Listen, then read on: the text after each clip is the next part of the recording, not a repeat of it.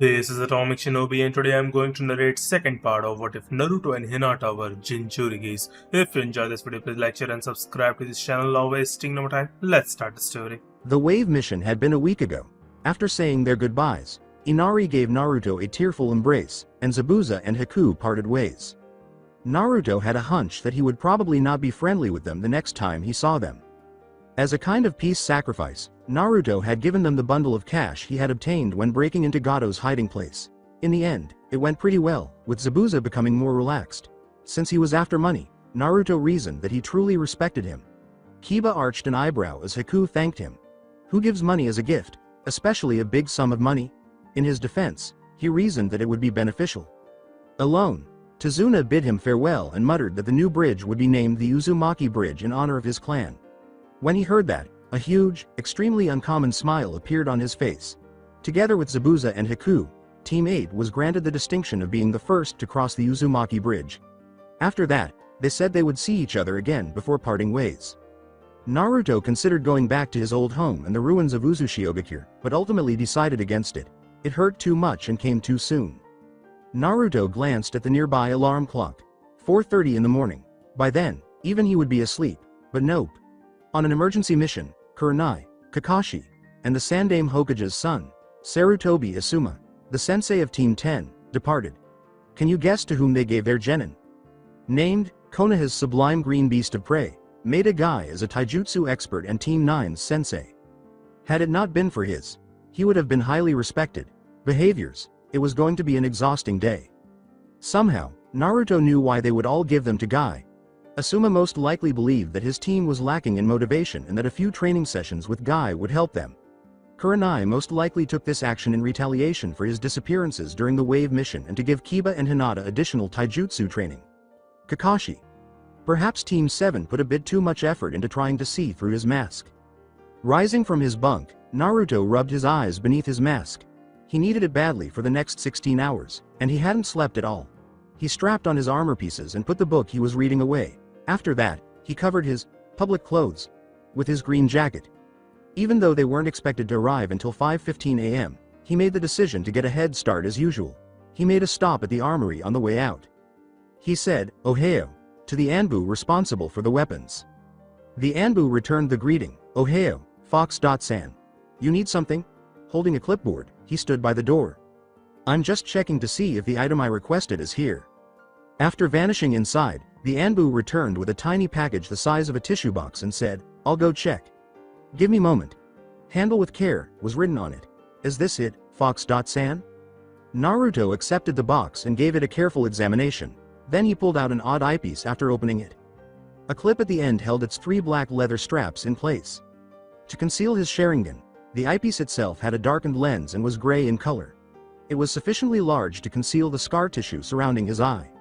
"This exactly what I wanted. Thank you Bird.san, but I must get going." "Oh right. See you around I guess." Naruto removed his eye patch and untied his forehead protector outside. He wiped his hand across his eye's scar tissue. Kurama's eye burned so badly that not even his chakra could completely heal the skin. He then fastened the eyepiece with straps. In order to rest his Sharingan, a second lens was placed that totally obscured its vision. Naruto released the obscuring lens by twisting one ring. After a faint click, the world appeared in breathtaking detail. Fantastic. He thought, now I can use my eye without anyone knowing. Now for the second test. Naruto had asked for the device to have a few more features. The world grew as he twisted 2 more rings. The ability of his eyepiece to zoom in and out made it much simpler to see fine details in the distance. Naruto was pleased, so he replaced the obscuring lens and went to training ground 17. According to Zabuza's style, he wore his forehead retied sideways. He was 30 minutes ahead of schedule, as usual. He just started eating an apple he had brought because it was too dark to read. 3 shinobi appeared in the vast green clearing as the minutes passed slowly. The girl had her brown hair tied up in twin buns and was dressed in blue pants and a light pink sleeveless Chinese-style blouse. A boy was dressed simply in black shorts and a beige t-shirt. He wore his long brown hair tied down the middle. His status as a Hyuga was obvious from his pale pupilless eyes. The boy next to him was dressed in a horrifyingly familiar green spandex outfit, complete with orange leg warmers and a red forehead protector around his waist like a belt. With the exception of his round eyes, He was a perfect replica of Meta Guy thanks to his thick black eyebrows and shiny bowl-cut black hair. "Yosh!" he exclaimed. "Did you not hear? We are going to be training with some other genin teams for a while. How youthful." The team's girl said, "Lee, please don't start shouting this early in the morning. I haven't woken up fully." "But Tenten-san, we must be ready to start this youthful day. There will be so many youthful new faces coming to train with us." While whispering to herself, she said, "I honestly pity the poor guys." She then turned to face Naruto, who was seated peacefully beneath a tree a few meters away from them. "Hey, is he one of the new genin?" The lone boy caught her teammate's attention. The Hyuga boy then raised his voice. "It seems so. He's the teammate of my cousin." As the team moved to where he was sitting, Naruto observed that the Hyuga boy had used the word cousin in a somewhat disgusting way. The Hyuga just glared at him, but the girl gave him a shaky smile. The miniature guy gave him a thumbs up and a victorious smile. The words, "Good morning to you on this youthful day," instantly made Naruto's extremely sensitive ears ring. "My name is Rock Lee. What is yours?" "Uzumaki Naruto. Wonderful, it is so nice to meet you." "I see. Who are your teammates then?" As Lee introduced her, Tenten waved and blushed slightly. "This here is Tenten, the beautiful blooming flower of our team." Then he pointed to the Hyuga. He said, "And this here is Hyuga Neji, my eternal rival." Neji giggled a little. "You've never beaten before and you never will, for it is fate. I will prove to you that I can beat you with just Taijutsu, that is my Nindo." HMPF. Something familiar pulled at the back of Naruto's mind as he glanced at Tenten. Then he remembered seeing her file back at headquarters. He had access to both Root and Anbu classified information because he worked closely with both groups in the Black Ops. He came across some files for more than a dozen orphan children one day while organizing old reports and files. They were apparently taken into consideration for the Root program. Tenten's file was one of them, he recalled, but fortunately she was never selected. As they stretched and warmed up a bit, he thought this was Guy's team, and he made the decision to meditate. His own teammates arrived 5 minutes later. Hinata waved slightly but looked down when Neji glared at her, while Kiba greeted him with a big smile and Akamau perched on his head. Unlike their sensei with Team 10 in tow, Team 7 arrived promptly. "What a drag. Why do we have to get up this early?" said a slack-faced boy wearing a black, spiked ponytail. "The sensei that is looking after us wants us here early for training apparently," another child stated. He wore a bandana, like forehead protector, but his hair still stuck out because he was rather big. "I know, but couldn't he have waited for 6 o'clock instead?" A voice boomed, "Of course not. The power of youth waits for nobody," out loud. Everyone turned to see a tall man dressed in green spandex and wearing orange leg warmers and a Konoha flak jacket. With the exception of the eyes and shape, his face was identical to Lee's.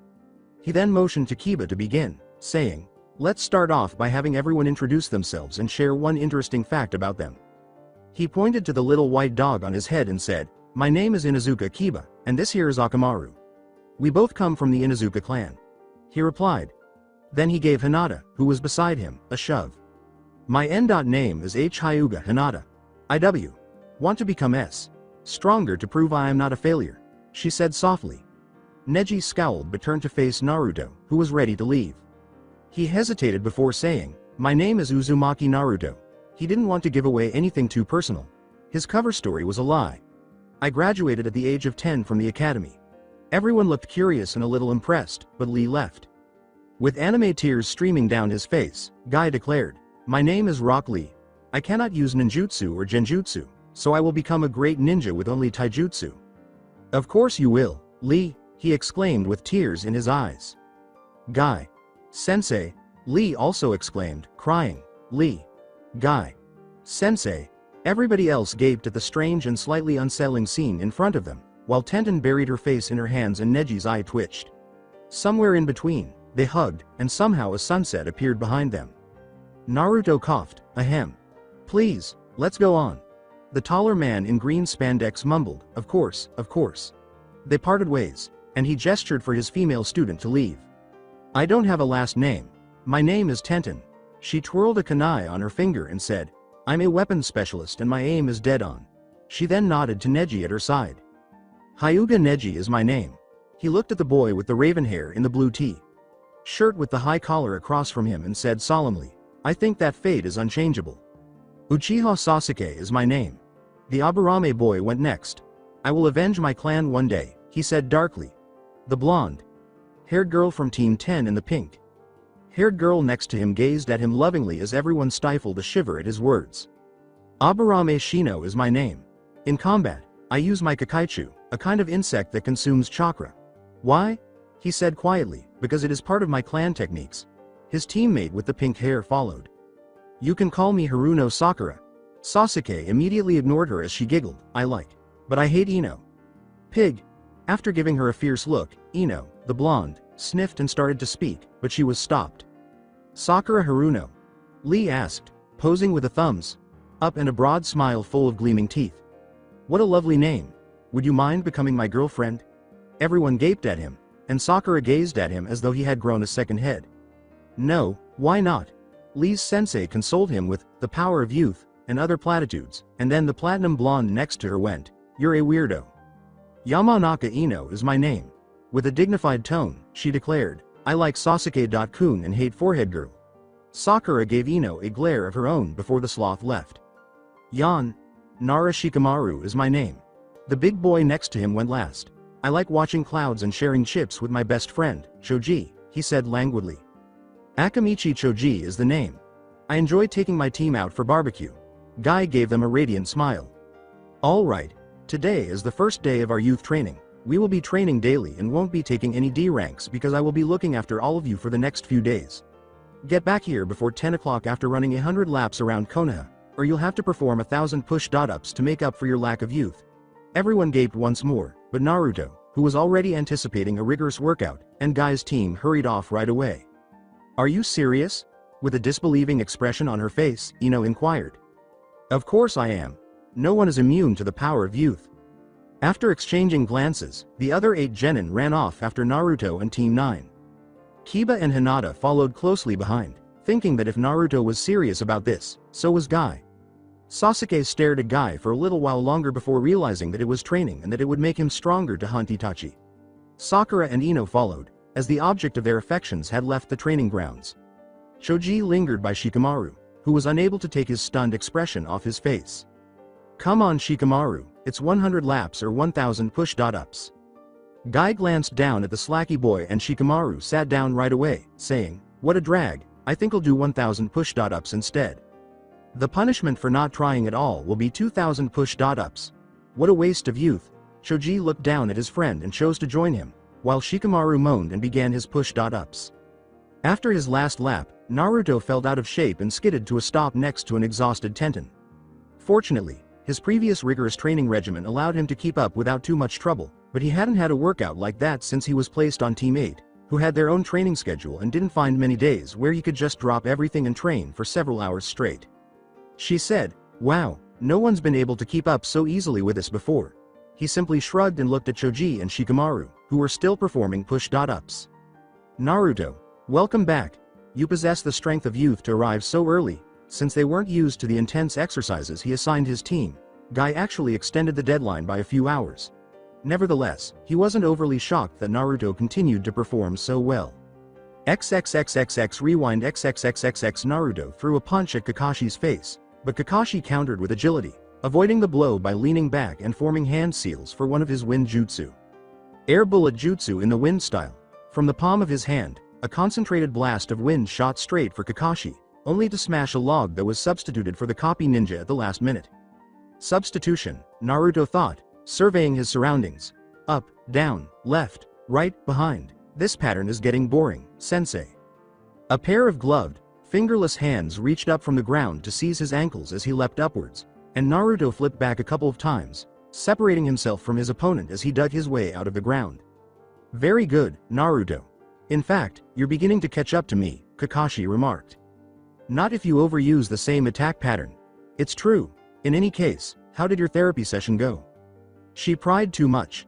I don't want to discuss the pledge I gave them. If I hadn't promised and told him, I could have saved their lives, Naruto growled. You made the correct decision. Practicing clan jutsu is crucial. Even at your own family's expense. Kakashi exhaled. Hundreds of others could die if those techniques fell into the wrong hands.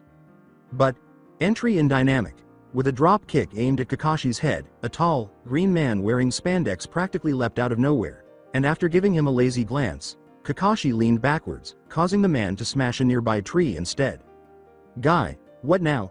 The man turned around and gave Kakashi a huge, dazzling smile, and Kakashi sighed. My opponent, Kakashi. I want to race you around the village, Kakashi exclaimed. Well, I'm working on something right now, Guy, he deadpanned. Can't it wait? Guy turned to face the kid with the blonde hair on the other side of his fiercest rival. Kakashi Hitaki. I had no idea that you had actually taken a student. Well. Okay. Naruto, who is nearly 11 years old, blinked at the odd green spandex man standing in front of him. He really is young. Could I try it with him? Next year, I'll be taking a team myself.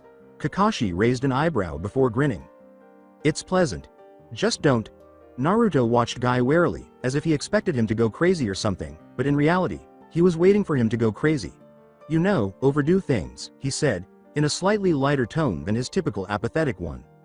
Who's this, Kakashi? Sensei? Guy gasped as he asked. How could you have been unaware? I am the sublime green beast of prey of Konoha, and Kakashi is my enduring adversary.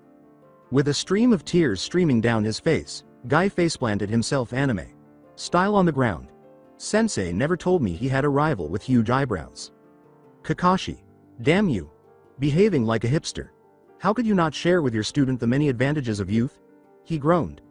Naruto blinked once more, thinking he should get out of here before it got out of control. However, before he could move, Guy grabbed his shirt collar and pulled him out into the center of the training field, claiming to be testing his flames of youth and other things. It had been an all-out taijutsu match, and Naruto lost after a straight hour of avoiding kicks and punches with inhuman speed and strength without his Sharingan. He landed a few good clean hits every few minutes, but lacked the physical strength to inflict damage on his opponent. Naruto had never had so many bruises that day, and Guy was kneeling on the ground a little out of breath, which was rather commendable considering his intense physical training. That spar was really young. I now understand how challenging it is to push my pupils. Kakashi's eye was dismayed as he looked up from his book. Naruto was an Anbu Black Op, and Guy used about 75% of his real strength in their spar. Oh, Guy. The academy students are a bit weaker than Naruto. When they spar with you for the first time, don't use your nunchaku or your best leaf hurricane kick. Doing 500 laps around the village on their hands, as you do, is also not a good idea. Don't be afraid. They won't be killed by my exercises, I'll just give them twice as much pressure. Never mind. XXXXX finish XXXXX. They were the only sane half of Team 9, so they spent a lot of time together, mostly training together, and it was easy to see that they were rather close despite Tenten's annoyance with Neji's belief in fate. Guy reflected on their first spar, which he had only learned about after he got Team 9. Of course, his crazy training regimen did not kill his students, and he looked over to them with fondness. Lee had joined Shikamaru and Choji with their push-ups, but was doing 3,000 and on his thumbs instead. Within the next hour, no one showed up. Naruto had taken out his book and started reading about seals that can hold enormous amounts of chakra because he needed to fix Hinata's seal quickly, and neither Shimura Danzo nor Jiraiya, the best Fuinjutsu master and Sannin in Konoha aside from the Sandaime, were likely to return anytime soon. He finished a good chunk of the book before Uchiha Sasuke arrived at 9:30 a.m., 30 minutes ahead of schedule, and collapsed while wheezing violently. Shino and Kiba arrived just in time at precisely 10 o'clock, and since Kiba's taijutsu required a lot of speed and stamina, he was very physically strong for his age. Shino finished second in the graduating class, so all of his skills would be well honed. Naruto knew that speed and stamina weren't her strongest suit, so he silently congratulated her for almost making it on time, and after Hinata woke up, Sakura and Ino arrived half an hour later. Hinata arrived 15 minutes later and passed out from sheer exhaustion. Seeing how weak our blossoming kunoichi are physically is disheartening. It's 1,000 push-ups to make you feel young again, Guy yelled. Sakura and Ino let out a loud moan, and Hinata cast a sorrowful glance down before looking up in surprise when Naruto tapped her shoulder. I'll do them with you. However, UF. Finished on schedule, she objected. It won't be fair to, but he interrupted her. You're a member of my team. I won't abandon you. Hinata was about to object once more when Kiba approached from behind and smiled. Hinata, he is correct. We work as a team. Together, we fight, laugh, and endure hardships. It was painful the entire time. Hinata's arms burned, and she really wanted to lie down, just like Sakura was doing, but she refused because she wanted to get stronger and didn't want to lose anymore. We don't leave anyone behind, Kiba said, and Akamaru yipped joyfully. He then lay down on the grass, next to her right side, while Naruto lay down to her left. The other genin didn't pay much attention to them, though Neji glared. After an exhausting hour, they eventually finished, and Naruto got up right away while his teammates rested on the ground for a few more minutes. Unfortunately, Guy then made them perform 2,000 jumping jacks, 700 lunges, and 500 squats. Naruto moaned to himself, "I should have slept for at least an hour, nightmare or not." Tenten tried to comfort her fellow kunoichi by saying, "Don't worry," adding, "Neji and I have been through this for a year." It wasn't particularly comforting, though, because you'll just feel like you've been through hell and back. "What's up with that tiny gadget on your eye, Naruto?" As he made his way to the jumping jacks, Kiba remarked, "I thought you lost your eye." Hinata was also discreetly staring at his left eye. "I didn't snap. I was waiting for a new eyepiece to fix my vision after it was damaged in an accident." Naruto lied and said, "The eye patch was just something to cover it up because it was useless like that." Oh. After stretching out all the aches and burning muscles, Naruto finished 4th out of the 12 genin, behind Team 9. When Guy instructed them to spar in pairs, Ino and Hinata went together. Shikamaru paired with Shino. Sasuke paired with Sakura. Much to his dismay and her joy, not to mention Ino's rage. And Naruto ended up with Lee, Tenten with Neji, and Shoji with Kiba. "Yosh! Let's get this young spar started," Lee yelled as they faced off at the end of the training field, away from the others.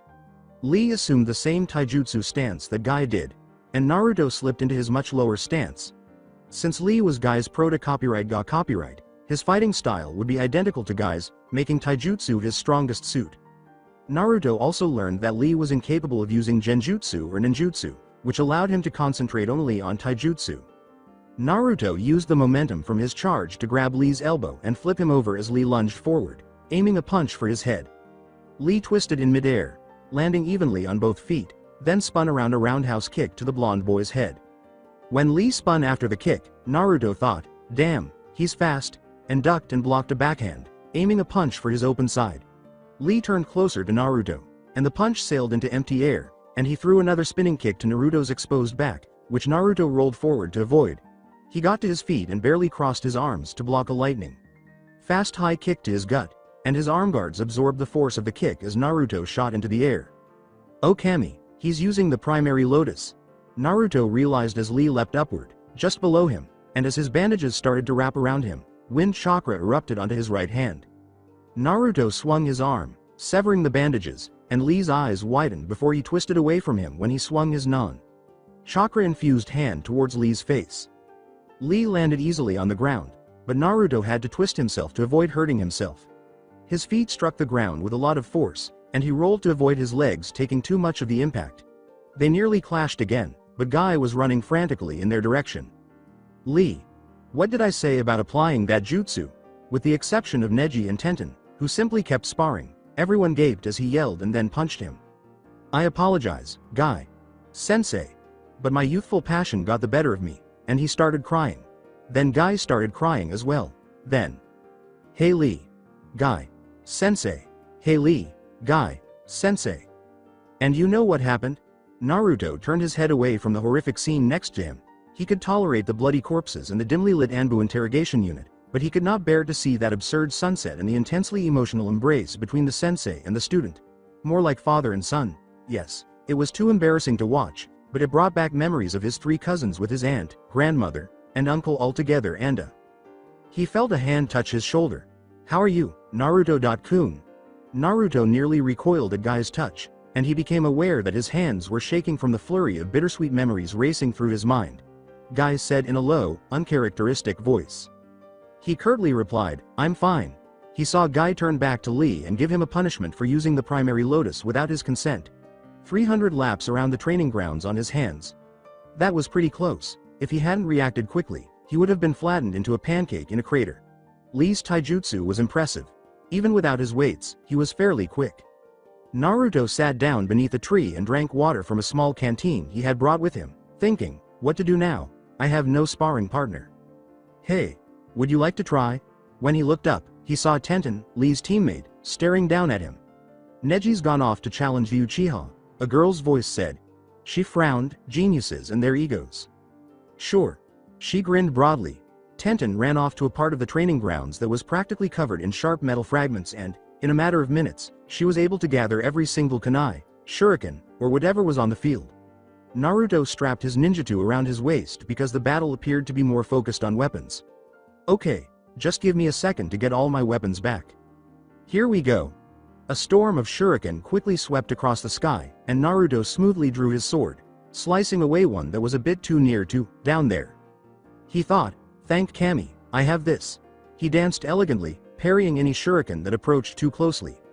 A few times, they got into his blind spot, but he was able to turn his head around and avoid the holes in his vision that would have otherwise prevented the relatively simple attack. The last one, he caught on the tip of his blade by the hole in the middle of the tool. Tenten remarked, wow, that's some pretty good kenjutsu.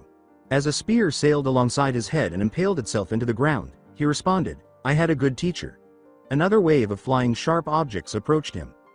Would you mind if I asked who? She said this after avoiding a simple blow from Naruto's ninjutsu and blocking a few of the kunai he threw back at her. Just a relative, Naruto said, hesitant to identify the person. Oh. Tenten was a little let down. She pulled out a kusarigama and threw the iron ball end at his legs. Naruto jumped up and stabbed his ninjutsu into the ground as the iron ball swung right around, wrapping itself tightly around the blade and making it impossible to recover. He landed lightly on top of the hilt, balancing in a low crouch. Tenten dropped the weapon and opened a katana from one of her scrolls. When she lunged at him, Naruto jumped over her in a somersault, exposing a complex array of seals, unsealing his other ninjutsu from the storage seal near his elbow and parrying a precise slash to his side. He kicked out, but she was able to block it with her forearm, sending him flying back a few meters from the force. Naruto drew his other sword from the ground and skillfully flipped his grip with the sword in his left hand. You mean dual wielder? Tenten mentioned the two swords and remarked, that's some teacher you had. One of his strengths was the full extent of his kenjutsu, which he used in a unique style that was fast, precise, and almost unpredictable. Indeed so.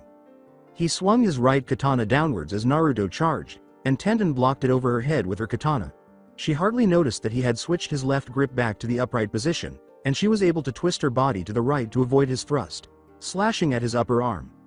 Naruto switched his right grip back, allowing the blade to block her katana in his off position, and they briefly clashed before leaping away. Even though it was 2 o'clock, Guy called for a brief lunch break, and his team assembled, both of them gasping for air. Dude, I'm really hungry. Does anyone know of a decent restaurant? Choji usually eats all the meat, but I'd accompany Team 10 to Yakiniku, Kiba remarked. Not at all. Hinata looked down slightly and said, I just eat at home. They both turned to face Naruto. It had been a long time since he was there, and with Team 8's own schedule, the wave mission, and his Anbu responsibilities, ramen had been pushed to the back of his mind. If you want ramen, there's Ichiraku ramen, he said, his stomach growling softly. Yes. Before Guy Sensei catches us for being late, let's leave. The team was led by Naruto, who ignored the glares from everyone around the street as they sat in Ichiraku, a small stand at the corner of 2 streets. Hinata skittered nervously behind Naruto, and Kiba noticed the looks from the civilians and scowled, probably wondering why they were staring at her that way. However, when they looked at Naruto, they seemed to glare even harder, but when he looked back at them, they quickly turned away. Kiba didn't understand why Hinata appeared so relieved when she proposed it, and Naruto simply responded indifferently, but he was receiving the worst of the glares. What's up with everyone? He thought. Normally, Team 8 didn't travel through the streets because Kurenai had suggested that they go by rooftop. Naruto, he thought. He was so difficult to read, and he kept an air of indifference that made almost everyone around him uneasy. He was so quiet at times that you would think he was a ghost, and even to his keen ears, his movements were silent. What bothered Kiba the most about Naruto was that, despite their close relationship, he knew nothing about him at all. No family, no residence, no explanation for his strength, and pretty much nothing other than his name. He did discover one intriguing fact about him, though. After their first day together, Kiba was making his way home when Akamaru whimpered that Naruto had a very powerful chakra. He somehow suppressed it, so he didn't realize it until they were halfway through the battle. How powerful? Kiba had inquired. A lot, but it is still hidden. Akamaru had replied, more so than sensei. More than their sensei? Kurenai was a Jonin, and aside from Anbu, Jonin were the village's elite ninja. It was absurd to claim that a Genin's chakra was significantly stronger than a Jonin's. However, Naruto was not a Genin. As Naruto pushed past the short canvas hanging from the roof, a man in an apron and white hat looked up in surprise and said, Ohio, Tuchi.san. Naruto.kun. Tucci glanced at his teammates who trailed behind him and said, "You got a team now? It's been a while since you last came in. I recall that Hitaki Kakashi and you were the only ones there." "Kakashi?" Kiba inquired. "I was trained by him." Indeed, it was the truth. Naruto sat down on one of the stools and said, "Miso ramen, please." "I was sort of an apprentice to him for a while since I didn't have a team." "You mean the sensei of Team 7? Yeah." "Oh." Kiba sat down and moaned, "So he was your sensei before Kurenai?" "Sensei. Don't you kind of miss him?" Naruto answered, "Yeah, but it wasn't our decision. Are you planning to place an order?" "Oh, I see. Well, here's 2 beef ramen, 1 for Akamaru." Akamaru let out an excited bark. Hinata whispered, I'll have a miso ramen as well." "Yes." Tucci remarked, "Ayame. 2 miso and 2 beef are coming right up. For these 3, we have 1 beef ramen and 2 miso." "Father, customers?" A cheerful girl poked her head out from the back of the stand. "Oh, Naruto. It's been a long time since you were here. I'll pay you what you usually do." "Normal quantity?" Kiba asked. "I eat a lot." Kiba arched an eyebrow but remained silent, and Hinata gave Naruto a questioning glance. Before they knew it, 4 steaming bowls of ramen were set out in front of them. Naruto slurped his noodles at a startling rate after saying, "Itkadamasu." Akamaru leapt onto the table and started eating, while Kiba grinned as he glanced down at his ramen. "Itkadamasu." He also tucked in, his taste arousing. He thought, "Damn, that's good." Kiba glanced to his left and saw Hinata grinning as well, then turned to face Naruto, who immediately choked. "You're done?" Naruto's bowl was nearly empty and he was nearly done with his second when he squeezed out. "No, I've only had 2 bowls.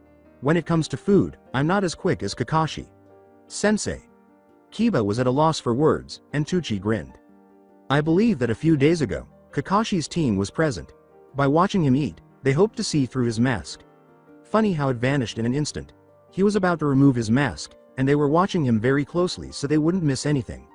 Regretfully, they were interrupted by some other children who happened to be passing by. You ought to have observed the expressions on their faces." He then chuckled softly. Have you ever seen you under Kakashi San's mask, Naruto-kun? Hinata inquired. "Okay. It's just another mask," everyone exclaimed, adding, "Don't even bother with the second one, because it's notoriously hard to get his first mask anyway. I wonder if that was communicated to Team 7. Dude, if they ever find out, I'd love to see their faces." They all smiled, including Naruto, who appeared to have a ghostly smile, as Kiba laughed. Hinata still couldn't believe Naruto was able to eat 20 miso ramen and even pay for it all with the allowance his parents gave him. They don't know that Naruto's an orphan yet. Team 8 returned early. It wasn't difficult to see that Naruto never seemed to get enough sleep. She had seen him training in the middle of the night until the time they met, and there were dark bags under his eyes that he appeared to cover with a minor genjutsu. Kiba lay down and spread his arms lazily, wincing a little at his rather sore muscles, while Akamaru stretched and curled up beside him. Hinata sat down against a tree and watched Naruto cover his yawn. She was only able to discover that small fact because of her Byakugan. Kiba blinked and chose to return to cloud watching, while Hinata gazed at the direction Naruto had left for a few minutes. Naruto rubbed his eyes and said bluntly, "I'm going to take a nap." He then wandered into the nearby forest, away from the grassy clearing. She reasoned that Naruto must have been extremely exhausted today because he never chooses to nap during the day. Team 9 arrived at the training grounds next, and while Tenten wore an irritated expression and tried to avoid involvement, which ultimately failed, Lee was having a somewhat one-sided argument with Neji about how one day he would beat him, again. "Tenten, do you think I can defeat Neji in a full-on spar after a month of diligent work?" yelled Lee. "Well, okay," she muttered, "I don't know," attempting to avoid taking sides. When they first joined, she was certain that Neji would win, hands down, but after witnessing Lee's remarkable progress, particularly under Guy's guidance, she was genuinely unsure. Neji glared. Tenten gulped as he said, "Tenten, give us a straight answer. You don't want Hyuga Neji on your case." "Oh, oops. Hey, over there is Team 8. I'm going to join them in warming up." She left her teammates to their squabbling and hurried over to the younger Genin. "Phew. I promise that I will lose all sanity by the time I turn into a Jonin. Hey, let's start warming up," Tenten yelled as she walked toward them. Starting a workout without a proper warm-up is not a good idea. Particularly when working out with Guy. "Sensei," she remarked with much more composure. With a sigh, Kiba got up and began stretching, although he really wanted to sleep a bit longer. Hinata also got up, feeling a little anxious for Naruto. "Your other teammate is where?" Tenten questioned Hinata. Oh. Tenten cocked her head in bewilderment, but then she shrugged and started a quick run around the clearing. He's sleeping somewhere," she said.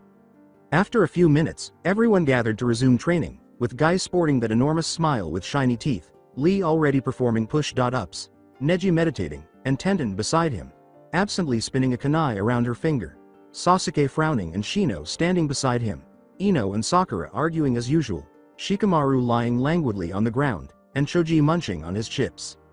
"All right, my young pupils, at training ground 11, let's complete 500 laps around that lake." Even though everyone moaned, they all started running, and when Guy stopped Hinata, she started jogging lightly. In an unusually low voice, he said, Hinata, will you go find Naruto-kun for me?" She didn't know why Guy was asking, but she nodded and headed in the direction of where she last saw him. It didn't take long for Hinata to jog to the tree he was sleeping under after using her Byakugan to locate him. As she got closer to his sleeping form, she whispered softly, "Naruto-kun." He stirred a little but remained unconscious, and Hinata knelt beside him.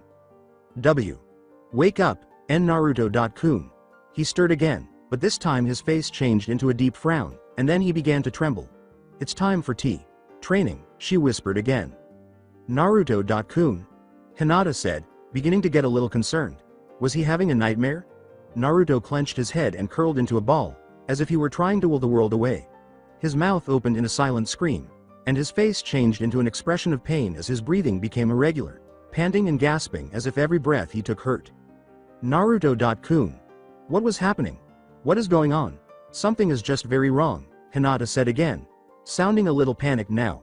She gave him a firm shoulder shake, fearing that he would hurt himself if he didn't wake up immediately. "Naruto-kun, please wake up, I'm just having a dream." Hinata jumped back, startled, as he gasped loudly, his eyes flying open, and he frantically fumbled for his kunai holster, holding up his arm as though to ward off an assailant. "I'm me, Naruto-kun." He stopped. His arm obscured most of his face, making it difficult for her to see his expression, but she could see his one eye clearly. Instead of the icy, stoic eye that he usually had, she saw pain and fear, a final emotion that many eyes would have missed. Hatred. But it was not for her. The only hate-filled eyes that Hinata wasn't particularly disturbed by were those of Uchiha Sasuke, but only because they weren't aimed at her. Even the hate in his eyes seemed to fade with time. Hinata had seen that feeling in so many eyes that it was almost like a constant companion. Naruto-kun. His abrupt response was a lie. "I'm fine." All emotion left his eyes, and he lowered his arm gradually, displaying his typically stoic face. "Training? Hi." Uncertain of what else to say, Hinata stated, "We're running 500 laps around the lake at T Training Ground E11. Then let's go." Kiba got off the ground and staggered home, but Hinata had twisted her ankle on the final lap around the lake, and only he had noticed it. Naruto walked slowly back to headquarters. Guy let the rookies leave early after noticing how tired they were. In fact, Shikamaru couldn't even walk at the end, or he was probably too lazy. XXXXX rewind XXXXX. "All right, my young students, you can now leave.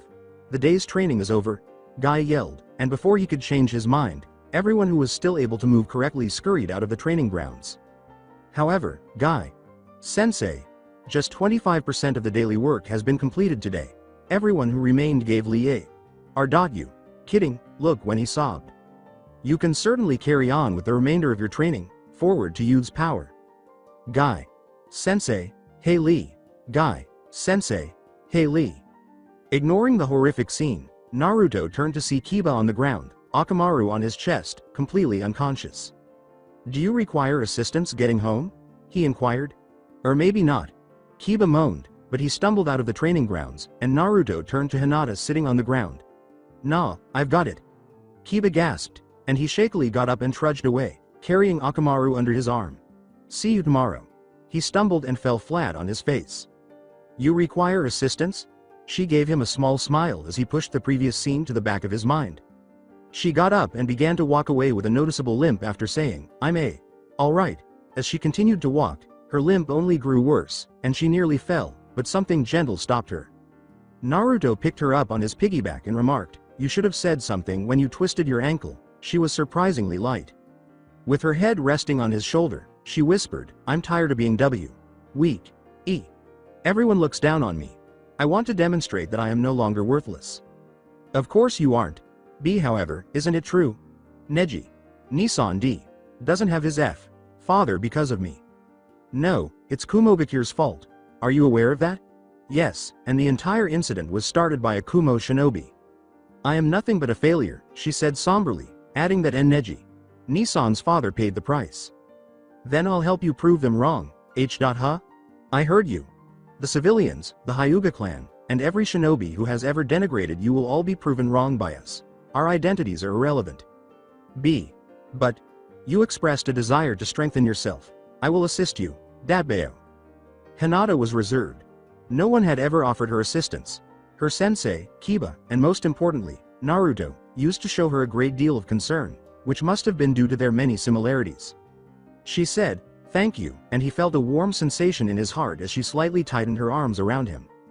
XXXXX finish XXXXX. When Naruto saw the icy glare from the Hyuga by the entrance, he was almost tempted to just escort her all the way to her room, but he knew that he was not as welcome as Hinata beyond those wooden doors. Naruto had dropped her off at her clan's compound. "It was best to go this way," Naruto said, jumping onto a rooftop before landing back down into a dark alleyway that was almost completely empty save for an old sewer entrance and some trash.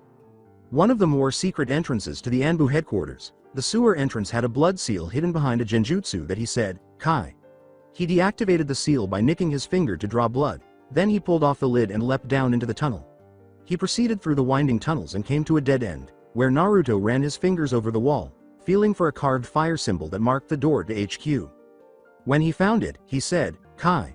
A thick metal door materialized in front of him, and a tiny panel slid open to reveal the purple-haired Anbu's mask. Password. A female voice spoke up. The darkness in which we live is what we perceive as black. We are the light's shadows.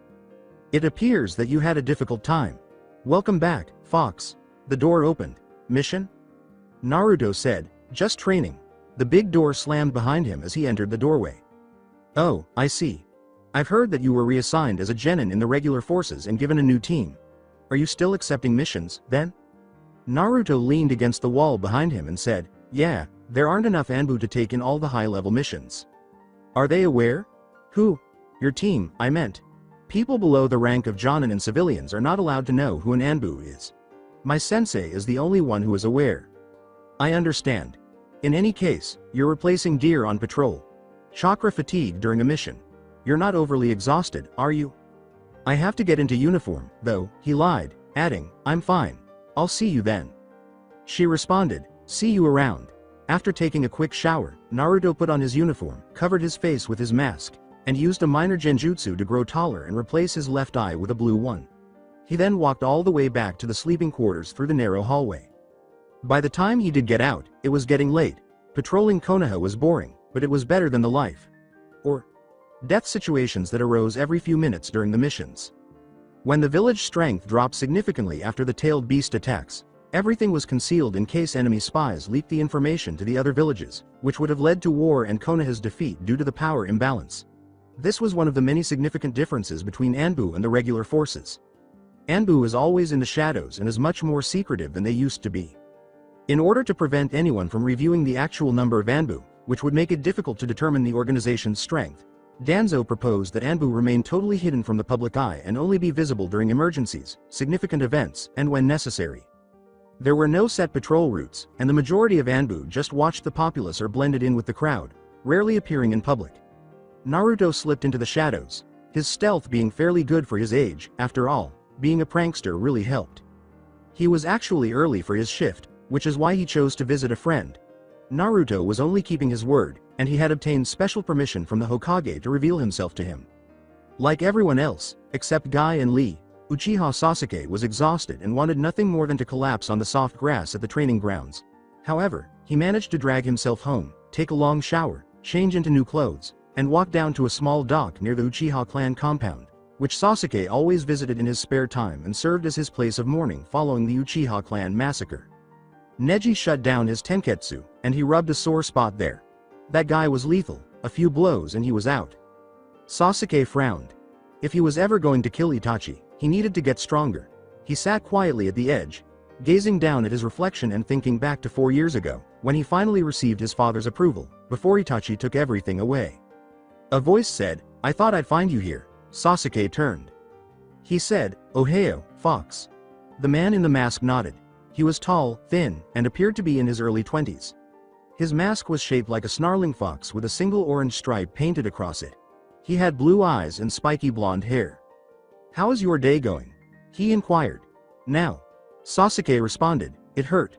Fox was a good friend, having first met him when he was 10 years old. Sasuke initially didn't want to be around Fox, but when Fox made a remark about the hatred he harbored, he reacted angrily, shouting that Fox didn't understand his own suffering and would never comprehend him. However, Fox just stared back and said in a low voice, "A monster claimed my entire family. My grandmother used to say, never let your feelings rule your life, hate above all."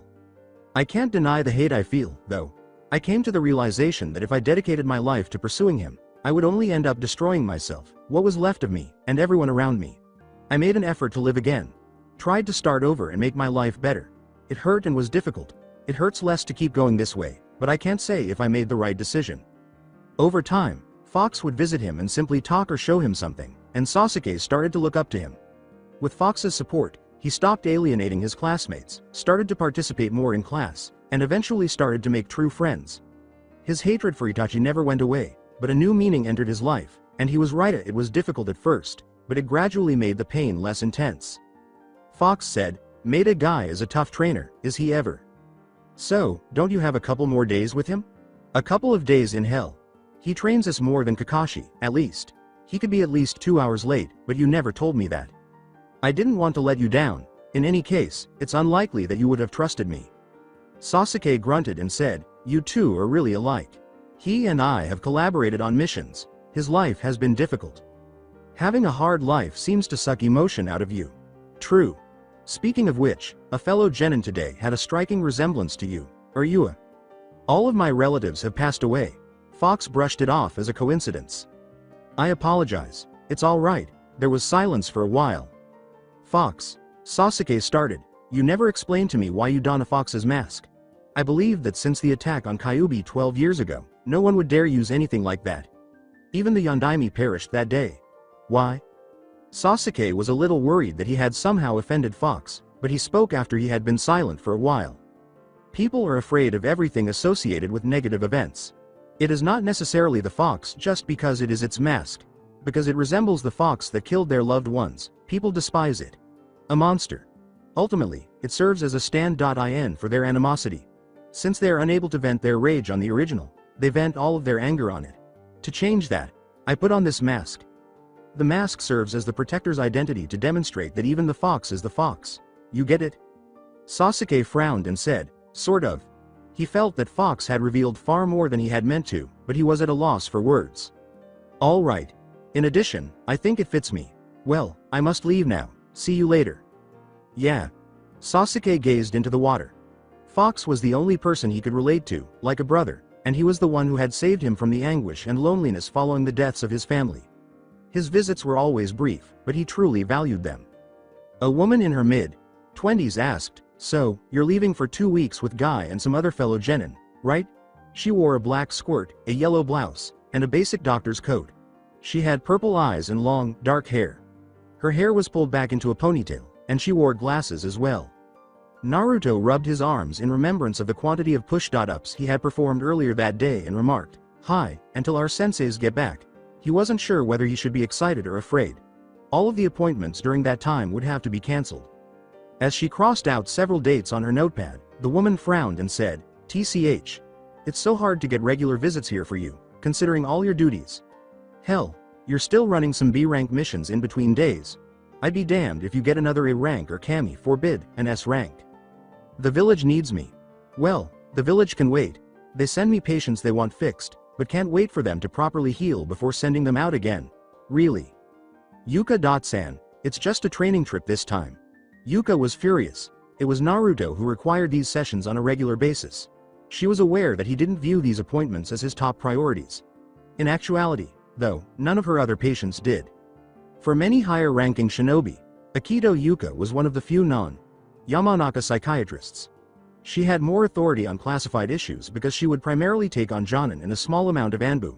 She had heard and seen a lot of messed up stories, but Naruto most likely had the best. Really, what was Danzo hoping to achieve by sending a single boy to a party only to have everyone in that building destroyed? Servants, guests, and guards, whether or not they are involved. Unfortunately, the Sandaime had little control over these matters, and even he reluctantly accepted that the mission had to be completed. Simply put, not in such a vicious style. Naruto, her most devoted patient, already had a traumatic past that needed to be resolved. That was beyond Danzo's comprehension. She was shocked, in fact, that Danzo did not object to his transfer to the regular army. Yuka looked at the camera that was running next to them. It was a component of the sessions and helped her better understand how her patients responded. Naturally, Naruto did not enjoy it at all, but he did not gripe because he understood its purpose. Quite quietly now, she said, "Fine. But, enjoy your time off." Few Anbu make it through a year of performing the village's most hazardous missions. Many depart because they can no longer bear the extreme stress for extended periods of time. One is Hitaki Kakashi. He was also fortunate. The fortunate ones all depart. Others pass away or, less frequently, completely collapse. Naruto had no way of going away for good. At least not yet. He would have to wait until things were better in the village. He was stuck in a twisted fate until then. At first, the Hokage intended to elevate him to the rank of Jonin. But he soon changed his mind due to the hostility of the civilians and some shinobi. Jonin frequently appeared in public, and Naruto certainly disliked acting like a high-ranking official when others thought it was outrageous. Jonin was also in charge of the village and had a lot of other responsibilities, including leadership. As a child, he was unable to completely adjust to life as a Jonin without the experience gained from years of service to the village and the constant teamwork they employed. He could only coordinate with one person, and he was unable to be present. In all honesty, it would have been too much of a departure from his previous way of life. There was also Chunin.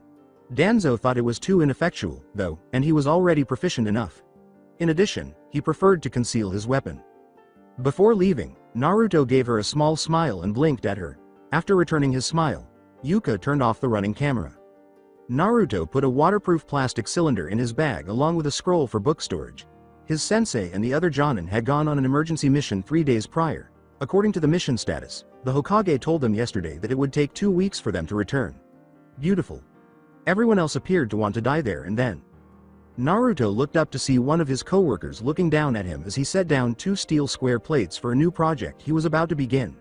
The newcomer wore his root uniform, mask in place, and had short black hair that was somewhat reminiscent of Sasuke's hair. He was very pale. In greeting, Naruto said, "Ohio, 15. The root branch relied solely on numbers to identify itself. Every member was assigned a number. His rank increased as the number decreased. Lower ranking, greater number. Naturally, Naruto was 9. The voice was emotionless as it asked, "Are you packing for a mission?" Even he couldn't have managed that emotionlessness, man. Well, being on a genin team was somewhat of a long-term mission. It's a training trip. Oh, yeah. Naruto carefully put a silver chain in the bag, the end of which had a sharp spear point. Why he wanted to take that was a mystery to him. Having a conversation with them was really difficult. Oddly, 15 showed interest in art. "Hey, you do any drawings lately?" Knowing that at least one of his roommates wasn't an inhuman killing machine gave Naruto some solace. In addition, he enjoyed drawing in his spare time. "No," Naruto nearly broke out in tears. "That's so much for it. I'll get going then. Bye." A dialogue, indeed. Naruto grabbed his bag, wrapped himself in a dark blue traveling cloak, and left the building. Fortunately, Guy made the wise decision to leave early in the morning, at 9 o'clock. His enormous, dazzling smile was fixed on his face, and Lee's smile reflected his. Although he usually preferred to arrive early, Naruto arrived last. He proposed, "Well, let's get going then." Guy, however, raised a hand. He pulled out a number of hideous green spandex outfits that he and Lee wore and exclaimed, "Before we go, I offer to you a special suit to amplify your flames of youth." Each of them blinked, then rubbed their eyes and blinked once more just to be safe. There was silence between them. The sane half of Team 9 had their eyes twitching uncontrollably. Hinata covered her face with her hands, and Naruto tried not to react at all. While Sakura and Ino embraced in terror, Lee wept with joy. Sasuke scowled at it as though the spandex would be burned by its intensity. As Choji was about to bite into his final chip, Shikamaru muttered some foul language along with his favorite catchphrase, causing Choji to freeze in embarrassment. Unknowingly, Kiba's jaw opened, and Shino's bugs began to scuttle over him. And it agitated them, too. Neji was surprisingly the first to reply. He said, his teeth clenched, "Hell. No," Tenten deadpanned, "Guy. Sensei, you already asked us this question. For you too, not for the rookies," he exclaimed, grinning broadly. "Well, anybody?" They all said, "No thanks," together. But the spirit of Guy did not wane in the least. They left without another commotion after saying, "If anyone changes their mind, come and see me for your youthful spandex." Everyone moaned when Guy decided to quicken the pace. Fortunately, his speed was not inhuman. Lee remarked, "Guy. Sensei, if I may ask." Guy grinned and gave a thumbs up when asked, "Where are we going to train?" "Up to a village in the mountains, near to Kigakure's border. It is rather isolated and is a youthful place to train." "The mountains of Kuroudo?" Naruto pondered. That location is the subject of odd legends. In addition, the area is surrounded by bandits and thugs. The average outlaw would roam freely in isolated areas. Due to the lack of security, many gangs and criminals would hide out in areas where ninja were infrequently present for extended periods of time. They actually ran into those folks in the late afternoon. Across the road leading north, they were arranged in a line. Crude and scruffy, they gave the incoming group a menacing smile. Immediately, Naruto went into high alert, using his enhanced senses to scan the entire area. To ambush targets, some were concealed in the underbrush off the road. Naruto thought these were just regular thugs because no one appeared to have the powerful chakra that any Chunin or Jonin possessed. The group came to a sudden halt 10 feet from the blockade. Guy moved forward. His voice was low and solemn as he asked the men, "What is the meaning of this unyouthful stop?" Even though a well-trained Chunin could handle these guys quite easily, these situations were not to be taken lightly. The middleman sneered, "Pay us and we'll let you leave here unscathed." All of the genin behind Guy instantly assumed a fighting stance. Naruto focused while closing his eyes. First, second, third, fourth, fifth. He felt that there were roughly a dozen hidden. Guy tried to scare them by saying, "We are Shinobi, do not trifle with us." This clearly didn't work because the thugs sneered once more. The 20 thugs surrounding him nodded when he said, "You're only 12 kids and an old man. Not to mention that we've got you outnumbered." Neji turned on his Byakugan covertly. He hissed to them in a low enough voice to avoid alerting the enemy, "They've got another dozen in the woods." Naruto nearly let out a sigh. He had overlooked the fact that they were still lacking in the acute sense of chakra. Naruto chose to take matters into his own hands just as Guy was about to respond. Without the right words, things could get violent. Guy wasn't stupid or anything, but there were moments when he didn't know what to say. Naruto calmly stated, "Let us through, we have you outnumbered." With the same sneer he gave Guy, the thug turned to face him. Naruto gasped and sealed his hands in a T shape. "Are you stupid or something? You don't have an army that could take us down," he said. Multi-shadow clone jutsu. Around the genin troop, 100 or so clones appeared, all of them crossing their arms. With a startled gasp, the outlaws staggered back. The new army Naruto had created with a single hand seal astounded everyone. Despite their slight short stature, it was a frightening sight. His voice was dull as he said, "Call off your men in the woods. We know you've an ambush prepared for us." The thug tried to gather himself, but he still appeared shocked by how quickly the odds had changed in favor of the genin. He gave a quick signal for everyone to retreat and back off. Naruto let out a sigh of relief. It was good to avoid violence for a bit. Kiba said, "Hey, why don't we go after them?" Some of the other genin nodded in agreement, saying, "We can take them, plus they're criminals. We shouldn't let them get away." Naruto turned to face Guy in the hopes that he could respond. Thankfully, Guy already knew why.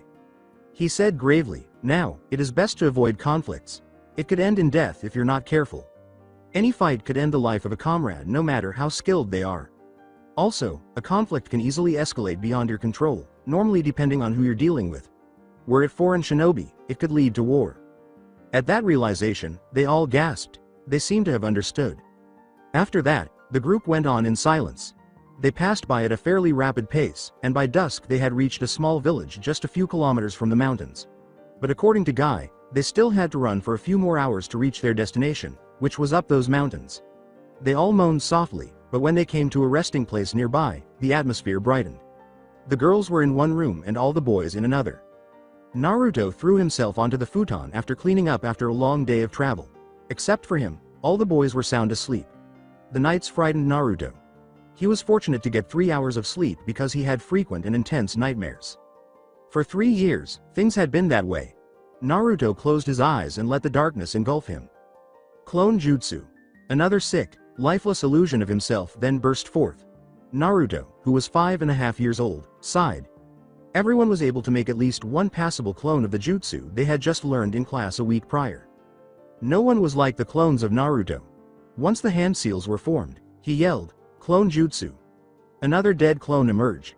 Following his failed attempt, he face-failed and proceeded to knock himself silly on the nearby tree. He practiced for hours on end, but to no avail. "Yo, Gaki!" came a voice. When Naruto turned around, he saw a boy with bright green eyes and crimson red hair.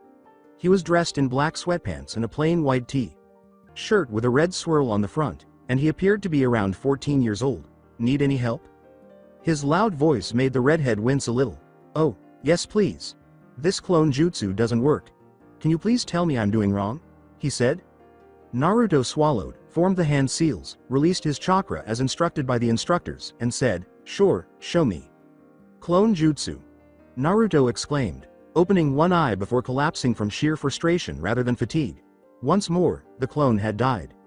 Laughing, the redhead said, "No, I swear that jutsu is cursed, Datbeo." Waving his hand through the illusion, he said, "Okay, Gaki, let's see what you did here." Presumably an illusion. His eyebrow went up. In fact, the clone felt like liquid. "Hey Gaki, your clone's supposed to be an image." The redhead scowled and said, "I know, but no matter how much chakra I use, it always comes out like that. Regardless of the amount of chakra I use. You know, it just seems to be getting worse, Datbeo." Once more, he passed his hand through the clone. He had a sudden thought. Naruto smiled and nodded, saying, "Gaki, try it again, but use as much chakra as possible." The redhead nearly exclaimed, "Clone jutsu!" as chakra whirled around the boy. Once again, the clone popped out dead. However, Naruto was not let down by this. "So, how'd I do?" The redhead studied his clone without responding. He then made an attempt to pick it up. He did, much to his astonishment and mild disgust. In reality, the clone was a big glob of chakra. It was all chakra. Hell. This kid was practically using an A-rank jutsu, if his presumptions were correct. He paused and said, "Gaki. How do I put this?" Naruto rocked on his heels nervously. "What went wrong?" "Okay, you're overloading the jutsu with chakra." Naruto tested the word and said, "Overloading the jutsu? What do you mean?" Reminding himself that he was speaking to a 5-year-old, the redhead let out a sigh. He rubbed his chin thoughtfully and said, "It means that you're putting too much chakra into the jutsu. But it seems pretty natural that you're emitting this much chakra. And you aren't even tired yet. I tell you what, I'm going to teach a better jutsu." Really? Exclaimed Naruto. "Whoa, settle down kid. I think it would take far too long to improve your chakra control for that little E-rank jutsu. So I'm going to show you a better jutsu." "What's it called?" "It's called the Shadow Clone Jutsu." Naruto let out a small groan as the faint light fell on his eyes. He slowly sat up and checked the clock nearby. It said 5:45. In fact, he had slept through the entire night. Guy was starting to move. Before long, they would be going out once more. He absently rubbed his eye. It was damp. "What? No, it's tears." In his mind, Kurama's voice said, "Calm yourself, Kit. Just a memory." Before anybody could notice, Naruto swiftly wiped the remainder away. He put on a fresh shirt and snapped on his eyepiece. He was prepared to leave once everyone had woken up. Before leaving into the inn's hallway, he said, "Guy. Sensei, I'm gonna check the girls." The door was knocked on by Naruto. Through the door came a quiet voice asking, "Who is it?" "It's me, Naruto." "Oh, I'll be right t." There. The door opened, revealing a Hinata who was already dressed. "Just checking if you're ready." Sakura-san is having a Don't worry, we'll be out in a minute. But just then, a certain pink-haired girl emerged from the bathroom, dressed only in a towel. When she realized they had company, she froze. "Hey Hinata, I was just wondering. Male companionship is more crucial." Immediately, Naruto's honed instincts for handling irritable girls flared up, signaling impending danger. "You pervert!" yelled Sakura before he could respond. Then, almost without warning, a comb flew out and struck Naruto in the face. "Ow. Get out," he said, swiftly retreating from the doorway as a shocked Hinata tried to reassure her. "I'll be back later, Hinata-chan. Why must women be so insane?" Naruto pondered. After several hours, the entire troop arrived at the start of a steep mountain trail. Since that small incident earlier that day, Sakura had avoided glancing at Naruto. She did, however, mutter under her breath that she was sorry. Still, Naruto heard her. Because of the steepness of the path, one of the genin frequently slipped and almost fell down. Fortunately, Guy always managed to catch them, which improved perceptions of the strange green man. Here, the tree climbing method was quite beneficial. Due to their inexperience using that level of chakra control for extended periods of time, the rookies stumbled frequently. Since Team 9 was a year ahead of the others, they performed better. 2 hours before noon, Guy announced that they were nearly there and called for a water break. With the exception of Lee, who continued to jump around with great energy, Neji, who just sat down in a much more elegant manner, and Naruto, who was grateful for his large chakra reserves and great stamina, everyone essentially collapsed. Hinata approached Naruto, who was leaning against the rocky cliff to catch his breath. She was stuttering more and he could tell she was upset. Naruto.kun, I want t.tot. Talk to y.ua. About something. Using the Anbu sign language, he guided Guy away from the genin that was sleeping. He placed a hand on her shoulder after they were out of earshot. He inquired, "What did you want to talk about?" "You. I just wanted to talk about my seal." "What about it?" I think something's wrong. My circa chakra control has been worse and sometimes strange bursts of chakra come around and cause Paige's pain." Naruto was terrified. Already, her seal was eroding. He saw that the symbols in the seal formula had become less accurate on her stomach ever since the wave mission and the massive burst of chakra she was able to summon. It appears that some chakra has seeped through, albeit in tiny, sporadic bursts. Her chakra system virtually rejects the foreign because she hasn't been exposed to it over the years. Naruto pointed to a nearby rock and led her out of the other people's line of sight. Without saying anything, Hinata sat down on the rock and said, "Sit down." Her nervousness was evident from the way her fingers were twitching together. Before her, Naruto knelt. In order to see the seal, he motioned for her to lift her shirt. She blushed rather angrily as she did so, and her blush somehow intensified when he touched the seal. "No thoughts like that." She reprimanded herself in silence as she struggled to suppress the faint nausea she typically experienced when she was extremely nervous or embarrassed. Chakra radiated from Naruto's hand palm. Hinata's chakra felt like it was searching through the seal, and he took a sharp breath. He scowled a little. "It's exactly what I expected. For a few more years, the outer seal would have been secure, but the most recent breach. It has only made the process of deterioration more rapid. The main seal would only last a short time before giving way under the additional strain in the event that the outer seal failed. I should start working on a new seal with my shadow clones. Regretfully, I've never had to seal anything with this much chakra density before." Fear began to seep into her eyes as she blinked and said, "Hinata, I'm afraid your seal is weakening." She choked out, What exactly do y.um mean?" Hinata swallowed and turned paler than she was before he reassured her, saying, "It means that the Nanabi could be released back into the world if your seal fails. Don't worry, you still have time before that happens." She started to say, Anyo, but was cut off by a bird's cries. Naruto raised his gaze.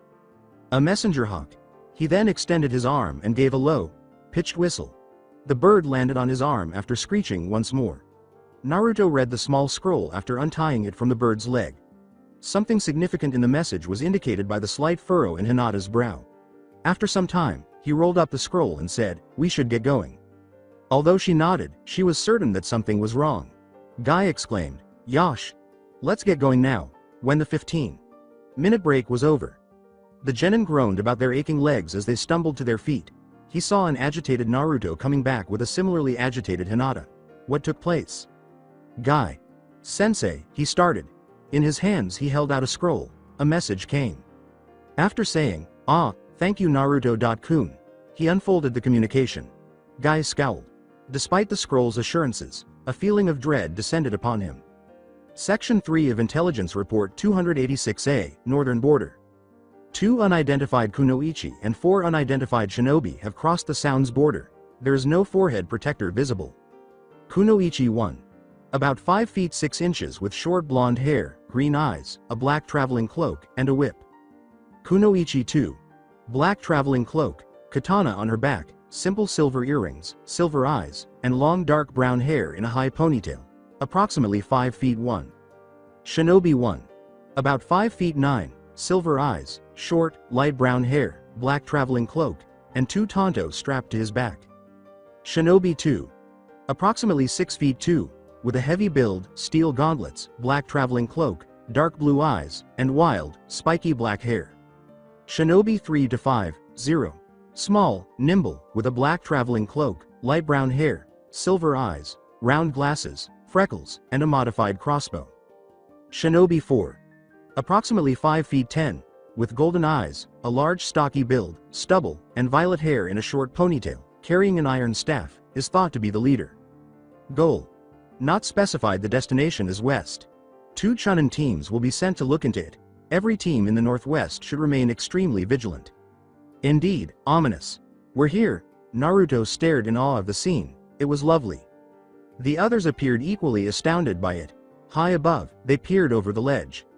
Like all mountains, it was windy and cold.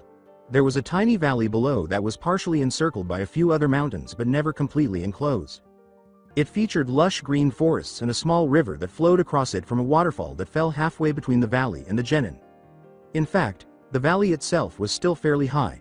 Beyond the unobstructed portion of the valley, there were endless stretches of trees, a few rock formations, and more mountains in the distance. A small village was situated directly next to the flowing river. Wow!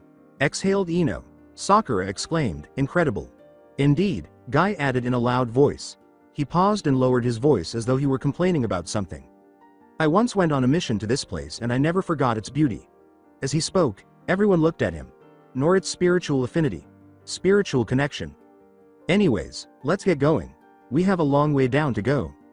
Hey, beef jerky right over there, Kiba. We're here to get food that'll last for 2 whole weeks and we only have enough money to last for 3 days or 5 if we ration it. We have to choose carefully. Naruto sighed. It made some sense. Yeah, but it's meat and meat has good protein, he said. To be honest, I'm not sure if it's a good food source for survival. Fine. Alright, in the interim, Shoji, lay off the chips. But Ino, you can't be eating chips all the time, besides, you'd finish them the next day with the amount we can buy. He pouted, saying, oh fine. Shikamaru was anxious because he didn't do it frequently. After moving to the checkout counter, Team 8 and Team 10 set their groceries down on it. The cash register woman gave them a questioning glance. As she started to pack the food into paper bags, she inquired, are you kids from out of town? Kiba answered for them, yep. Huh. Are you visiting the fortune teller? Many wanderers and travelers come to this town to see him. The fortune teller. He's something of a hermit, but he's got this special talent as if he could read into your own soul. All sorts of people come to learn their fortunes since they're quite accurate. It makes him rather renowned around the area. Kiba said, interesting, turning to his fellow, what do you guys think? The response from Shikamaru was, it would be troublesome. Ino picked up 2 of the bags and reprimanded, you always say that, instead. Naruto gathered the others and asked, how accurate are his predictions? He gave Hinata one of the bags. Very. Not always in terms of foretelling events that will happen, but more like the course of your own life. Sometimes, he doesn't predict anything. In fact, I saw him once for a man I loved. I used to put on makeup, dress up and flirt around with other guys to get his attention. He never once looked at me. In the end, the fortune teller simply gave me advice by telling me to befriend him, get to know him properly and let him know me properly. Show him my real self and let him decide about what he really thinks of me. In 3 years, we married. Ino said, wow, that's a lovely story. The woman answered, he's a wise man, and I owe him a lot.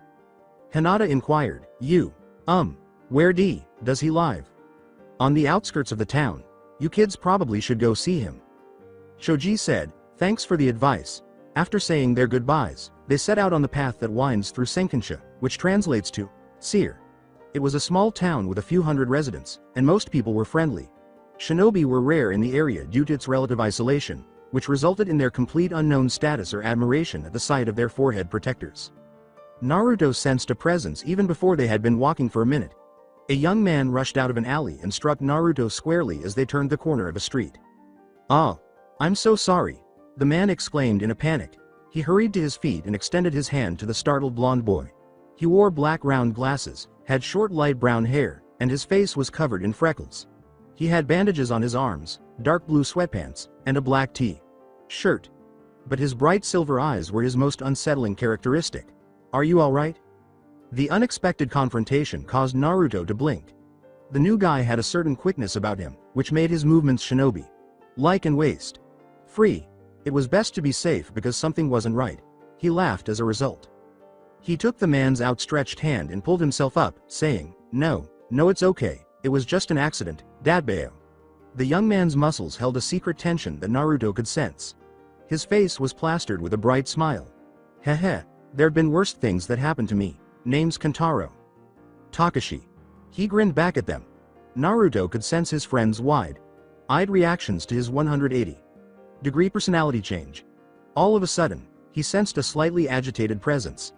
After Takashi, a woman ran up behind him. She was about to say, "What the hell, Takashi? You?" But she paused when she realized they had company. She was several shades darker than Takashi and wore her long brown hair in a high ponytail. She was dressed in black capris, a red shirt underneath, and a brown vest. She shared the young man next to her silver eyes, and a katana was sheathed on her back. Neither of them had their forehead protectors on. Naruto said, "Ohio," and waved to the newcomer. Their chakra levels were a little higher than those of a normal civilian, so something wasn't quite right. Chakra signature suppressed. Ohio?" Naruto asked, sensing that he had slightly unsettled her. The two were clearly suspicious and extremely tense about something. In particular, the woman. She looked at him the way the people at Konoha did. It's best to play it clever. With a gesture toward the woman's katana, Naruto remarked, "Wow, you guys look strong. Are you shinobi?" A harmless query for most people. They stiffened a little more. But the question appeared to be far more delicate. Takashi paused. Yeah, we are. We're just passing through here." "Cool. It's not every day you see another country's shinobi travel through here, Dadbao. Where you from?" "Iwagakure." There was probably less hesitation. As they stated, are they passing through or are they here for a purpose?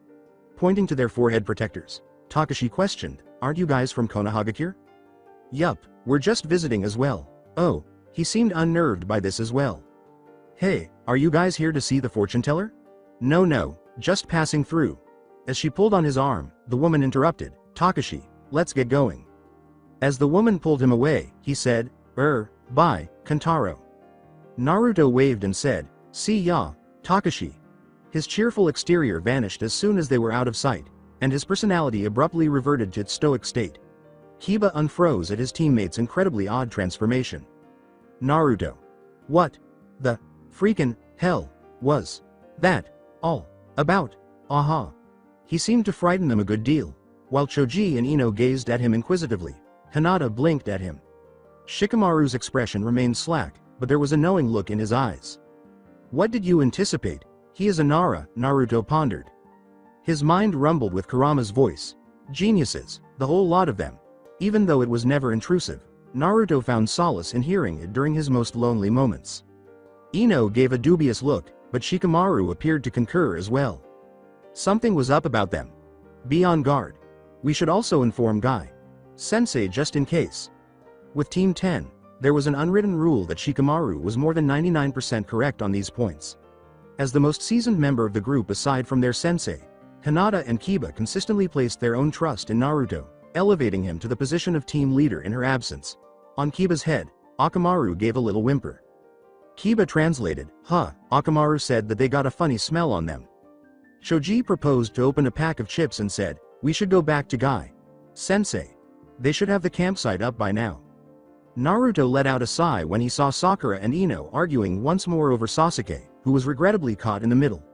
Naruto had just finished setting up his tent, which was brought by each separate team to share. The idea of using a tent made him a little nervous. He was accustomed to sleeping on the hard, cold ground in the rain, the sun, or any other weather condition without anything to snare him if he had to wake up quickly. Stop it. He chastised himself inwardly. It's not like you're trying to take a catnap when enemy ninja are out to get you. While Kiba and Shikamaru were discussing their meeting with the strangers in town with Guy, Hinata and Choji were building a fire.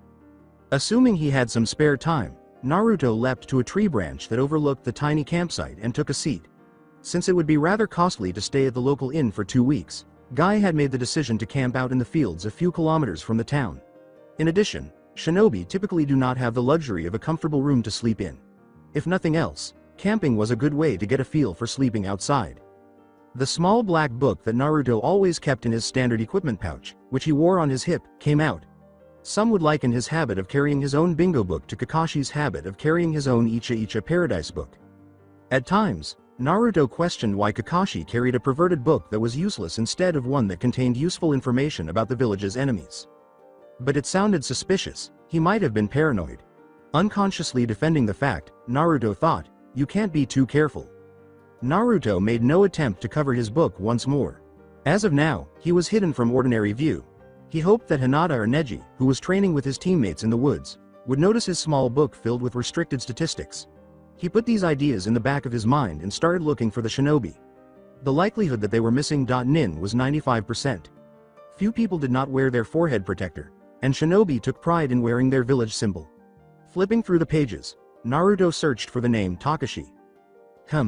There are 4 Takashis. Takashi Watanabe, 20. 7. No, he wasn't quite that young. 20.2. Year-old Rokuto Takashi. With black hair and a sturdy frame. Not at all. They were carefully suppressing the chakra so that they weren't releasing it for any jutsu. Those two were probably making use of their real looks. Oh, right here. Yosuke Takashi is his name. Crackshot is an alias, local nickname. Connection. Iwagakure, previously, rank. Former Chunin, high B rank. 20 years old. Description. 5 feet tall, with light brown hair and silver eyes, a small and nimble frame. Freckles all over his face, glasses, a discarded forehead protector, and a modified crossbow. Jutsu. A ranked chameleon jutsu, excellent genjutsu, high stealth skill, proficient in ninjutsu and taijutsu, lack of elemental jutsu, heavy use of crossbow in long range combat, acute chakra sensory. Specialties include combat support, espionage, assassination, stealth, reconnaissance, and chakra sensing. 300,000 ryo is the bounty. All are wanted. The missing 9 should be brought to the closest bounty office. Family. Elder brother Yosuke Takahiro is absent. The elder sister, Yosuke Kumiko, is absent. Mother Yosuke Umi passed away. The father, Yosuke Hiroto, passed away. Extra information. Prior to defection, he was on the verge of being promoted to Tokubetsu Jonin. Since Konohagakure and his siblings are living in peace, Reason is probably growing dissatisfied, the calmest of his siblings. Takashi's 2-year-old ninja registration photo was displayed. Except for the different clothes, he looked exactly like he had outside the grocery store. Iwa. Unsatisfied. They most likely left in retaliation because they didn't want to form an alliance with the village that disobeyed their wishes. It's probably about their parents as well. Naruto turned to the next page and said, "So Yosuke Takahiro and Yosuke Kumiko to check next." Fortunately, family members appeared to be positioned in close proximity to one another. Yosuke Kumiko's name Swift Blade, local nickname, is an alias. Connection. Iwagakure, previously, rank. Former Tokubetsu Jonin, low A rank. 23 years old, typically tied up. This 5 feet 1 individual has dark long brown hair, silver eyes, a blue-handled katana, and silver earrings. Jutsu. Mostly employs kenjutsu, is skilled in earth and lightning jutsu, uses lightning chakra to greatly increase blade speed, has a rudimentary understanding of genjutsu, and is known to poison swords. Specialization. Assassination, kenjutsu expert, close combat, and assault. 550,000 ryo is the bounty. All are wanted. The missing 9 should be brought to the closest bounty office. Family. Elder brother Yosuke Takahiro is absent. The younger brother, Yosuke Takashi, is absent. Mother Yosuke Umi passed away. The father, Yosuke Hiroto, passed away. Extra remarks. Impulsive, stubborn, and hot-headed. Notably dissatisfied with the amicable terms with Konohagakure, descended with her brothers. That girl is dangerous was the first thought that sprang to mind, but not in a sexually alluring way. It could be painful to interact with her because many interactions with those types of girls result in violence, particularly if you were perverse. Fortunately or unfortunately, his sister, cousin, literally beat the living daylights out of him. Yosuke Takahiro is his name. Alias. Mr. Obsessive, local nickname. Hawk, former Anbu codename. Connection. Iwagakure, previously, rank. Former Anbu, A rank. 25 years old. Characteristics: medium build, 5 feet 9, silver eyes, light brown shaggy hair, black bandana over his head most of the time, and 2 identical tanto. Jutsu: proficient in taijutsu and close combat, proficient in fire, wind, and earth jutsu, kenjutsu style, which uses 2 tanto, high speed, stamina, and strength. Specializations include ninjutsu, assault, offensive combat, and combat in close quarters. The bounty is 1 million ryo. All are wanted. The missing 9 should be brought to the closest bounty office. Family: the younger brother, Yusuke Takashi, is absent. The younger sister, Yosuke Kumiko, is absent. Mother Yosuke Umi passed away. The father, Yusuke Hiroto, passed away. Additional notes: the main cause of defection has been a strong dislike for Konohagakure, particularly the Yellow Flash. Is probably the primary cause of his younger sibling's defection as well. Apparently, he was the Yusuke family's most dangerous member. Most likely, he would charge for me first if he knew I was there. He makes me think of Sasuke a little bit. That thought bothered him. At that moment, he made the decision to stay away from Takahiro at all costs. A large-scale battle involving 11 genin, 1 jonin, 1 Anbu Black Op, 2 A-ranked ninja, and a B-ranked younger brother would not be acceptable. Abruptly, a perilous idea struck him. The descriptions corresponded to the intelligence report that we previously received. That means we have 3 more missing nin to deal with. Then came a barrage of foul language, so severe that using the F word alone would be a huge understatement. I dislike using a lot of profanity in my writing. Rarely. One last thought lingered after his mind finally cleared of all the clutter that had been occupying it at that moment. I assumed that being a genin would be much simpler. Takashi was lying on his sleeping bag, wondering about the strange encounter he had had today. He was certain that he had acquired a jonin level chakra, but as he smacked himself into the boy while trying to find the strong signal, it suppressed itself to a normal chunins. That boy wasn't your typical kid. He was called Kentaro by the boy. When Takashi first stood up and looked at the boy, he had a weird feeling about him. The eyes were the first thing he noticed. When his sensei started teaching him about body language and self-reading, it was the most significant rule he had ever learned. Like the very innocent and inexperienced genin he was, he replied, "Look into the man's eyes, Takashi." A well-trained or experienced ninja can easily hide his feelings through a stony mask plastered to his face, but the eyes are always visible. The man sighed, "What the heck do you mean, sensei?" "What I mean in the more literal sense is that anyone can keep their facial expressions hidden, but not so easily in their eyes. They always reflect their emotions. You'll understand one day." He then glanced over to the jonin that was approaching. Perhaps a day too soon. On that day, his brother stopped smiling, and his sister quickly became resentful. He was 7 years old on that day. His father was always away on the front lines, so he was placed with a jonin sensei at a young age. His sister and older brother also conducted many low-ranked missions away from Iwa, all of which were essential to the war effort. The Shinobi War 3. His family was split apart by the same thing. As a young boy, he never really experienced it himself. He kept up the gradually vanishing village by running D ranks with his team. Unlike his brother, he never witnessed his father being killed by the Yellow Flash, and unlike his sister, he never felt bad about being the only member of his team to survive when Konoha Shinobi ambushed and massacred them. He only ever witnessed Konoha defeating the village's defenses. Even so, there wasn't much killing because the Iwa gave up 5 minutes after they arrived. Since this wasn't what their comrades died for, Takahiro wanted to continue fighting alongside Kumiko. They departed 10 years later. Unwilling to part with the remaining family members, Takashi followed them.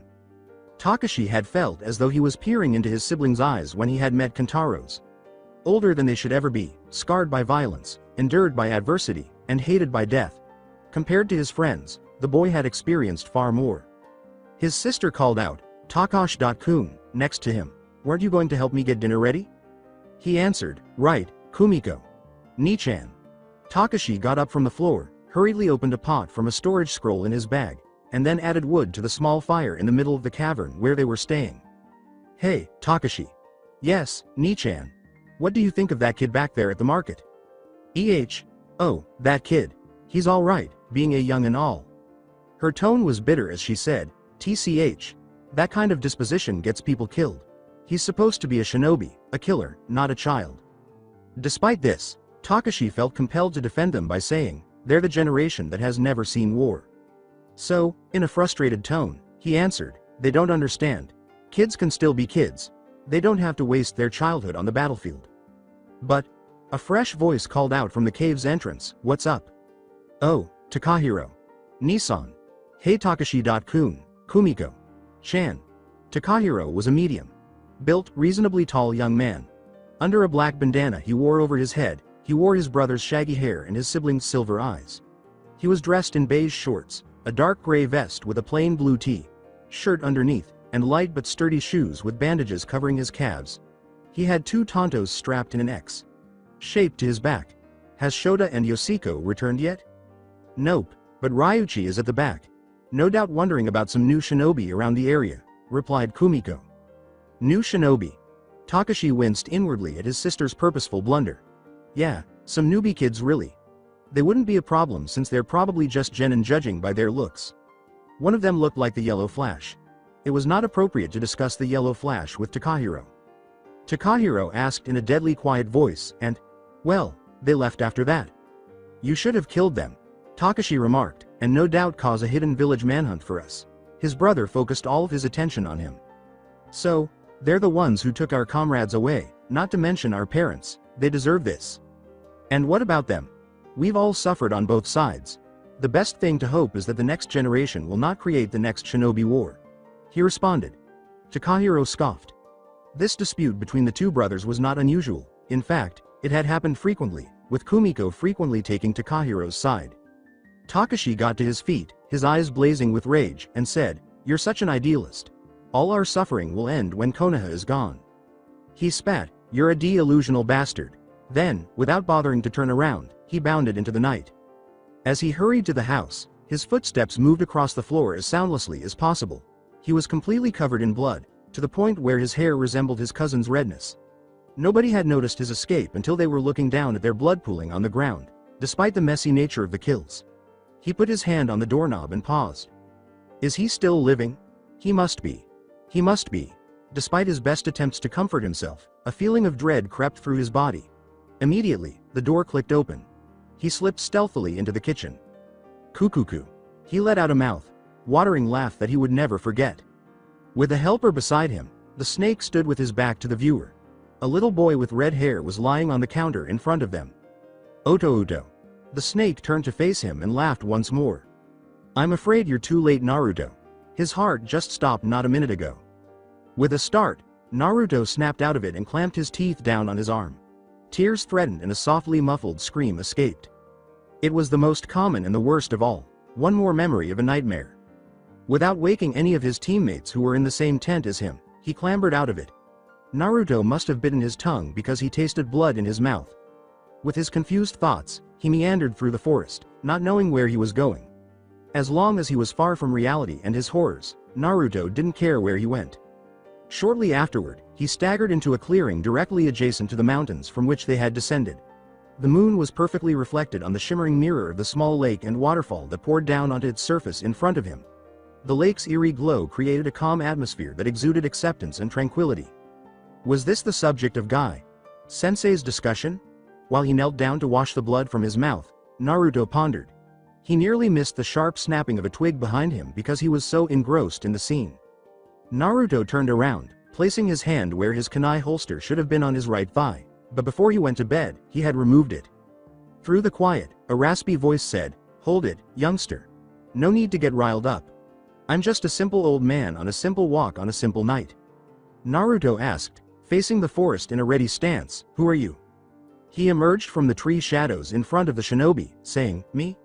Nobody notable, even though the townspeople of Senkansha call me the fortune teller. My name is Satoru, though. Not many people do remember." His pure white beard and numerous wrinkles on his skin revealed his advanced age. The elderly man had a beard and eyes that resembled slits and appeared to be closed. Satoru appeared to be a wise hermit because he was dressed simply in a brown kimono, black sandals, and a wooden staff in his right hand. "So you're the fortune teller?" "Indeed, so as the people call me. I'm just a senile, old man who likes to watch the moon over this lake.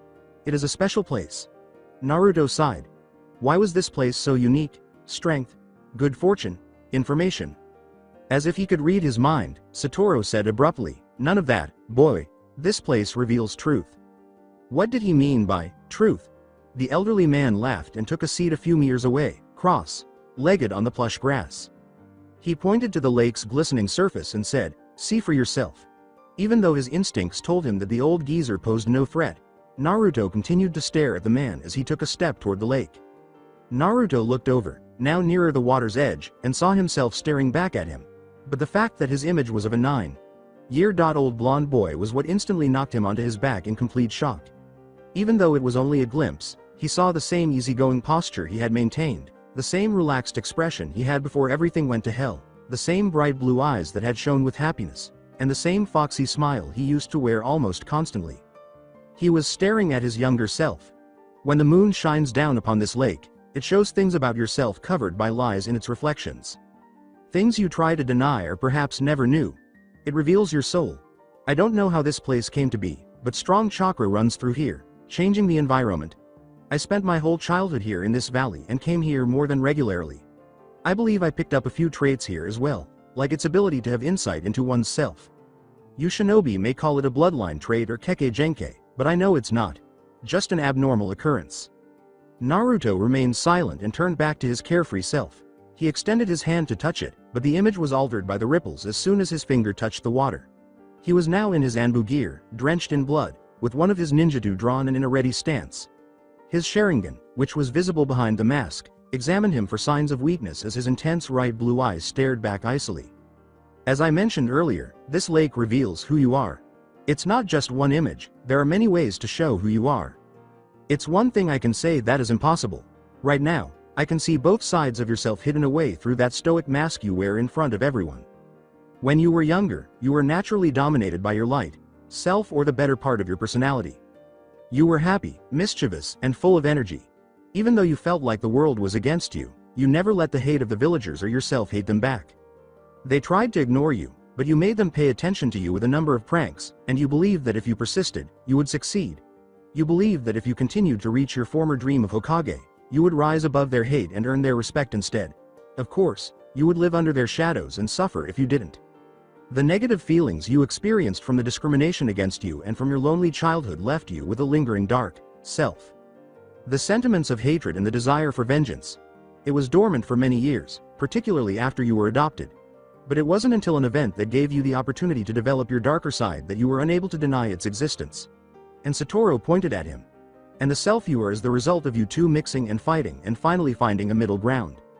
Naruto's eyes widened at the man's insight. He had never imagined that the old man meant to say that he could through into someone's soul by fully understanding how that person thought or behaved. It was incredibly eerie. His grandmother used to say that when you stop to think about something, even the most ordinary of things, you'll find a strange melancholy about it, creating questions you never once thought of. He instantly noticed that his reflection had changed, that it was a picture of himself, an exact replica of how he looked right now, but to his right was his smiling 9-year-old, and to his left stood the one in Anbu gear, but without blood and with his ninjutsu sheathed. Did he really represent all three of the boys reflected on the water, or just one of them? He was aware that he was neither good nor evil, only that he had to do what was required of him. But was that required to be right or wrong? Since he was 9 years old, he had no idea what he truly wanted. He had only been trained to get stronger, fulfill his responsibilities, and serve the village. But did he really want to live his life in this manner, to be a mindless slave? Did he want to be good or bad? Did he want to change everything? Naruto had no response because he was unsure. I also think you have something in store. You will eventually have to make a difficult decision. One that will shape the world's future and the trajectories of numerous others. It has two answers that you will discover. You will suffer from both, but that is unavoidable. The decision will put your morals, beliefs, and sense of necessity to the test. Beyond any repercussions you choose, you will face more obstacles and more difficult paths in the future. You only gain the answers to the questions you have in your mind from this. That mind reading ability had really unnerved Naruto, and he flinched.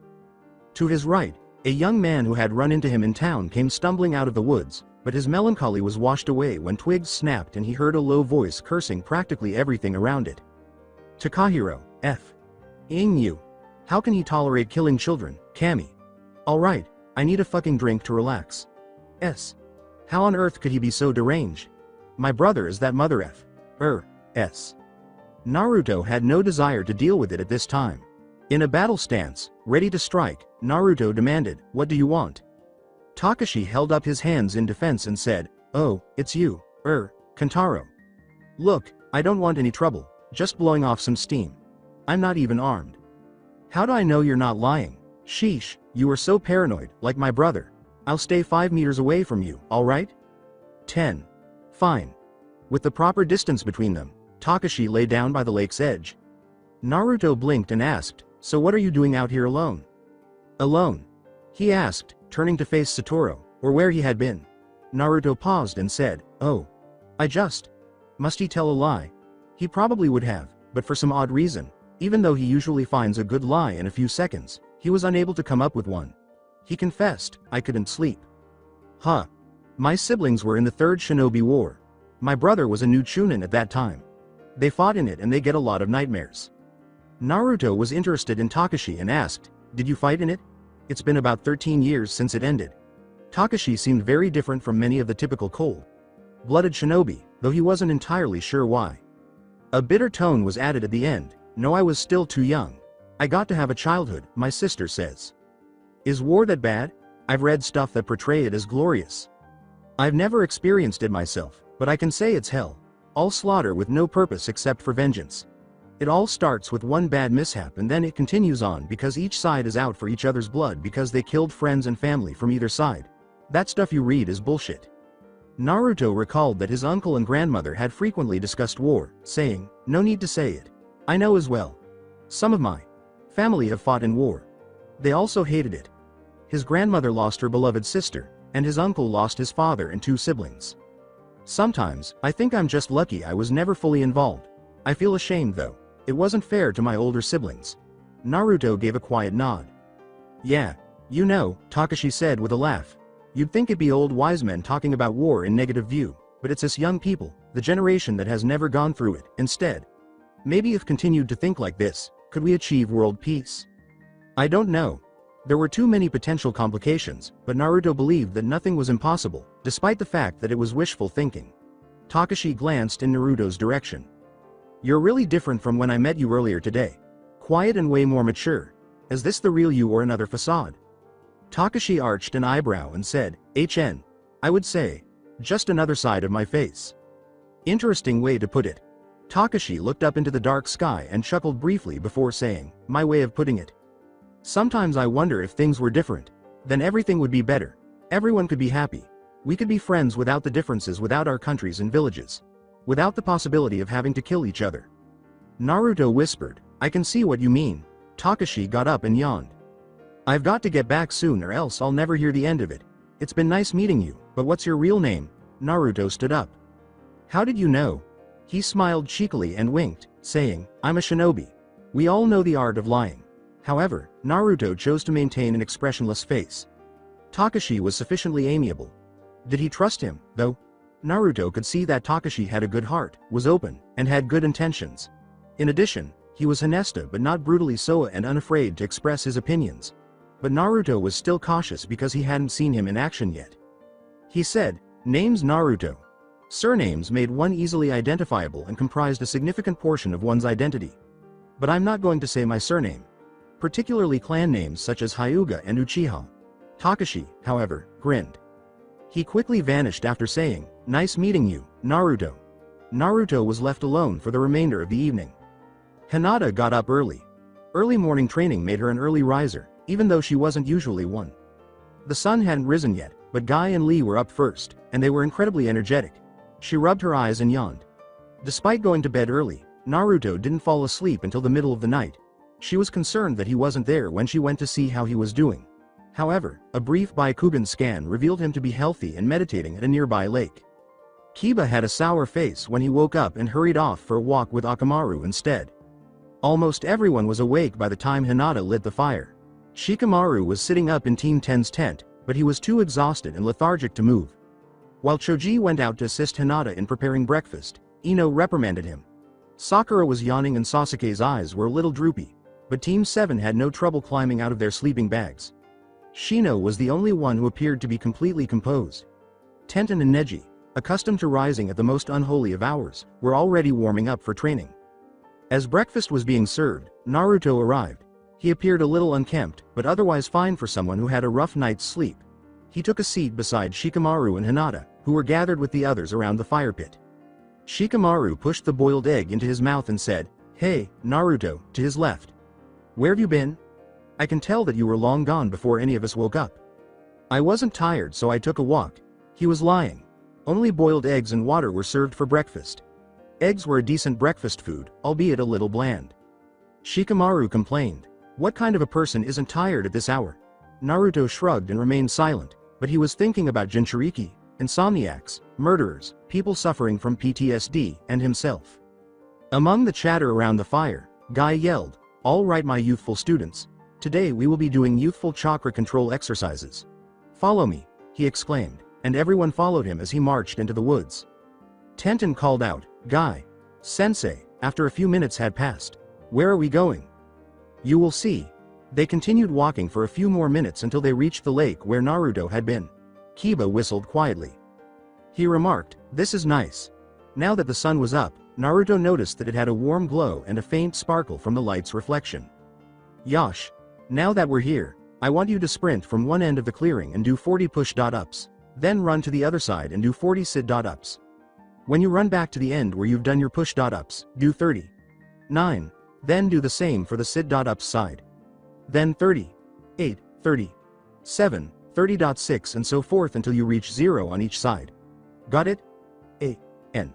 I got this routine from a sports training facility." With the exception of Minnie, Guy, they all chanted, "Hi, Guy, Sensei." Lee yelled, "Guy, Sensei, may I do 100 on each side?" "Of course, Lee. Do as many as you want as long as your flames of youth burn strong." "Right, Guy. Sensei." Lee hurried to one end to start right away, and everyone shook their heads at the madness. To begin, they all jogged to the right end, which is where the push-ups begin. "Go!" Guy exclaimed, starting the workout. Neji and Tenten finished first, and it took an hour and a half for anyone else to finish. Sasuke followed Naruto a few minutes later as they finished. To the dismay of the girls, the majority of the boys, including Lee with his extrasa, finished before them. A.N. I don't mean to come across as sexist, but I'm basing this on the rookie 9 girls' apparent lack of physical orientation. They seem to have less strength and speed, for example. Well, it could have been worse during the warm-up. What does he have planned? Naruto pondered. Guy exclaimed, "Yosh! Now we will be doing some special chakra control exercises." As the others completed their tasks. "How many of you haven't mastered tree climbing and water walking?" Asuma. "Sensei showed us the basics, but we're still practicing it," Ino replied. Kakashi. "Sensei has also demonstrated us the fundamentals. We are currently at an adequate level," said Shino. Kurenai. "Sensei taught us both about a couple of weeks ago, so we need some practice at just water walking, but Naruto's already good with both," Kiba responded. "Good. Then we'll practice for those who need to work on both tree climbing and water walking. The rest who feel confident in their abilities will meet at the center of the lake for more instructions. Those who want to practice the basics, go to my left. Those who will do the advanced training go to my right." All of Team 7, all of Team 9, Naruto, and Ino went to the right, while Kiba, Hinata, Choji, and Shikamaru went to the left. Guy said, now, turning to face the small group on the left. "Which of the 2 exercises do you need to work on?" Kiba shrugged and Hinata nodded, saying, "Water walking is a problem for me." Choji went on, "Same thing with us." Guy turned to the group on the right and yelled, "All right, practice on the lake until I deem you ready to continue on with the power of youth. We will meet in the middle of the lake so I can explain the new chakra control exercises." As Guy assisted in setting up Group 1, the people on the left, they started practicing right away, while Group 2 waited in the center. He then jogged over to explain the following exercise after finishing it. When the genin opened their mouths and exclaimed, "What we will be doing today is waterfall climbing," they wished they were in Group 1. He struck a good guy pose with a big, shiny grin and a thumbs up. "You will climb up the waterfall using all 4 limbs with chakra, as it is rather hard to get a good grip on the wet surface. You may walk or you can climb, whichever way you want. Once you are done with whatever jutsu you are practicing, or climb up again with weights."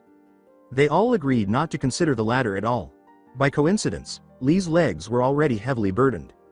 Naruto acknowledged that he had misjudged the amount of resistance created by the water cascading over the cliff. The water flowed down, covering everything, because the waterfall itself was almost vertical with a tiny portion of it thrusting forward. With a grunt, he raised another hand. Despite his unusual stamina, he was only 2/3 of the way there, and his muscles and chakra were already under a lot of discomfort. To their dismay, Group 1 was only now beginning. At the bottom, Guy stood calmly, ready to grab anyone who fell. Guy clarified just before they started that they were not to try this exercise by themselves. Guy wanted to ensure that there would be no mishaps while he was present because it could still be dangerous to fall into water from a great height. He was also correct when he said that in order to adhere to the rock, chakra was required.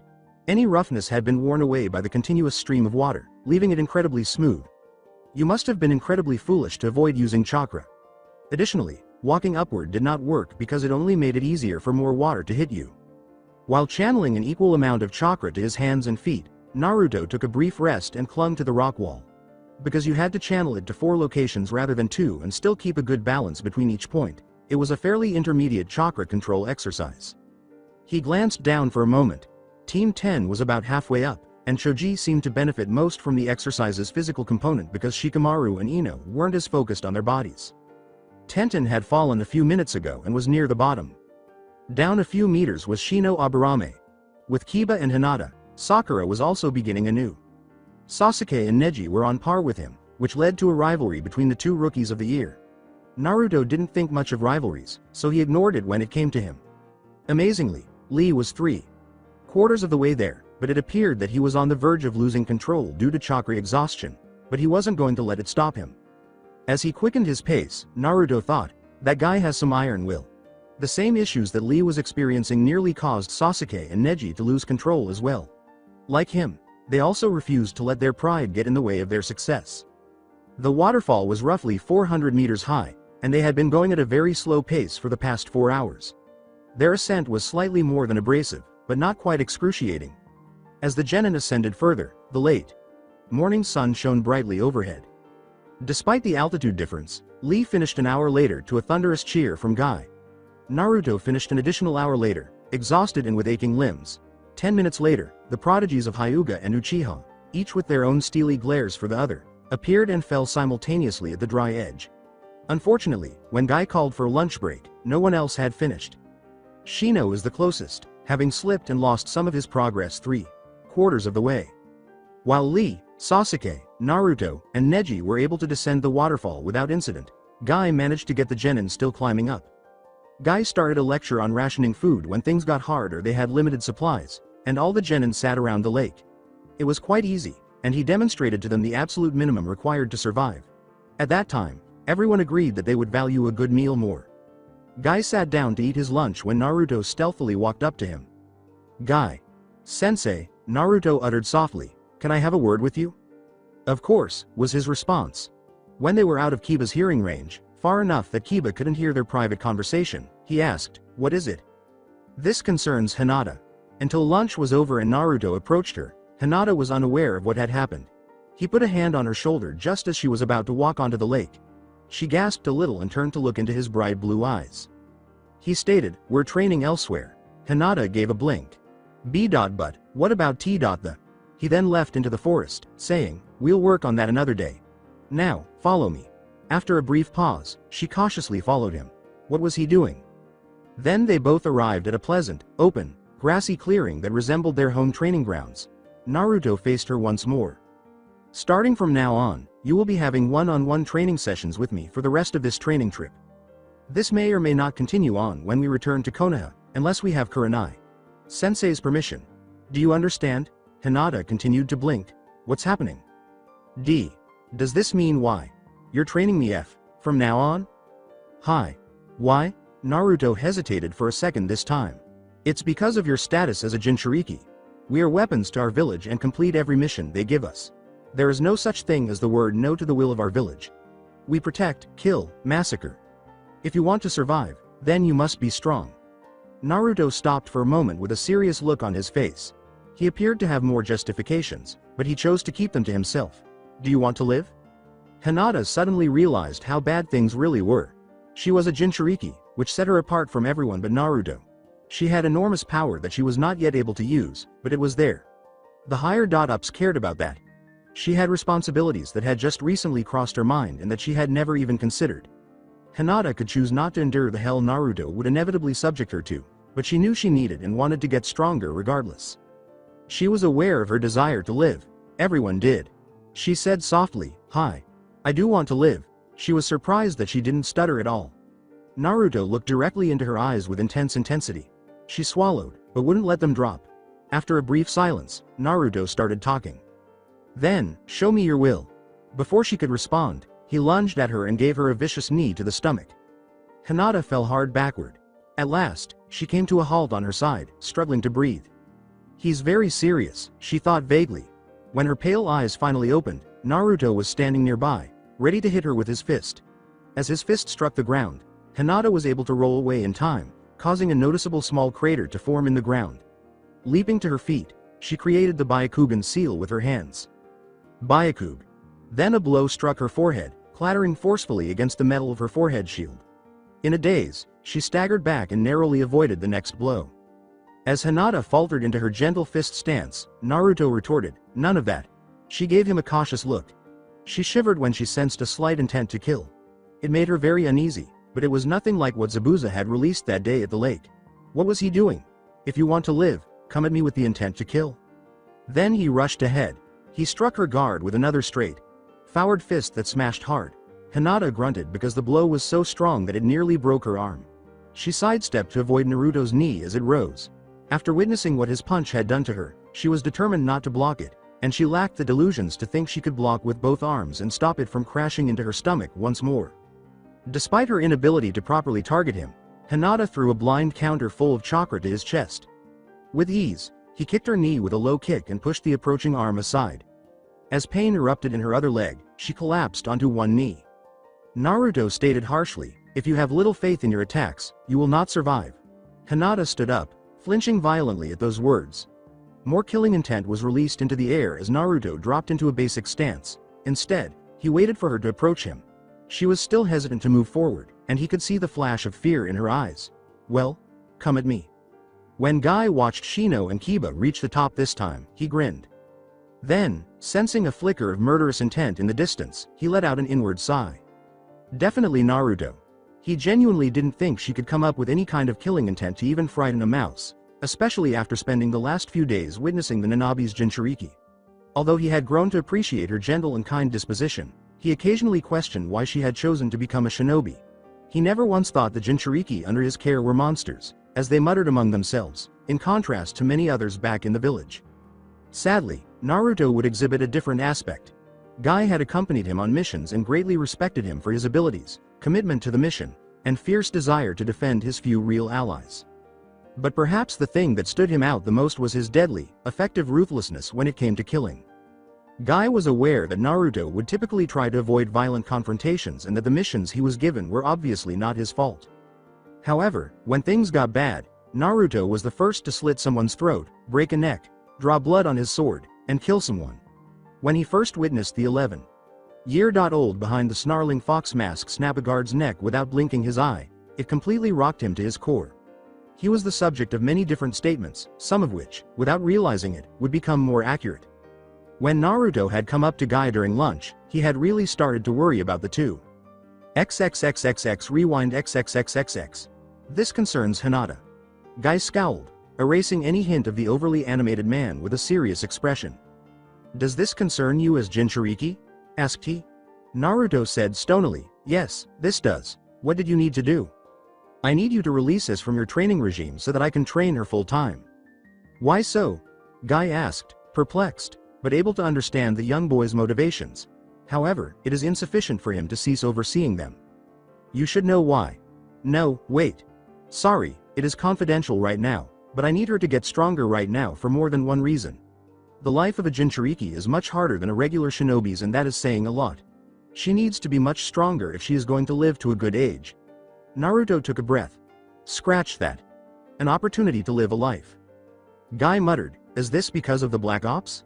Naruto answered cautiously, "Yes and no, there are personal and classified reasons." Guy gave him a long look. "You'll never tell me your true reasons, will you?" "No, I understand. You will be in charge of her training for the rest of the trip." "Thank you, Guy. Senpai." XXXXX finish XXXXX. He hadn't used that honorific in a long time, but it was actually a far better way to address him than sensei.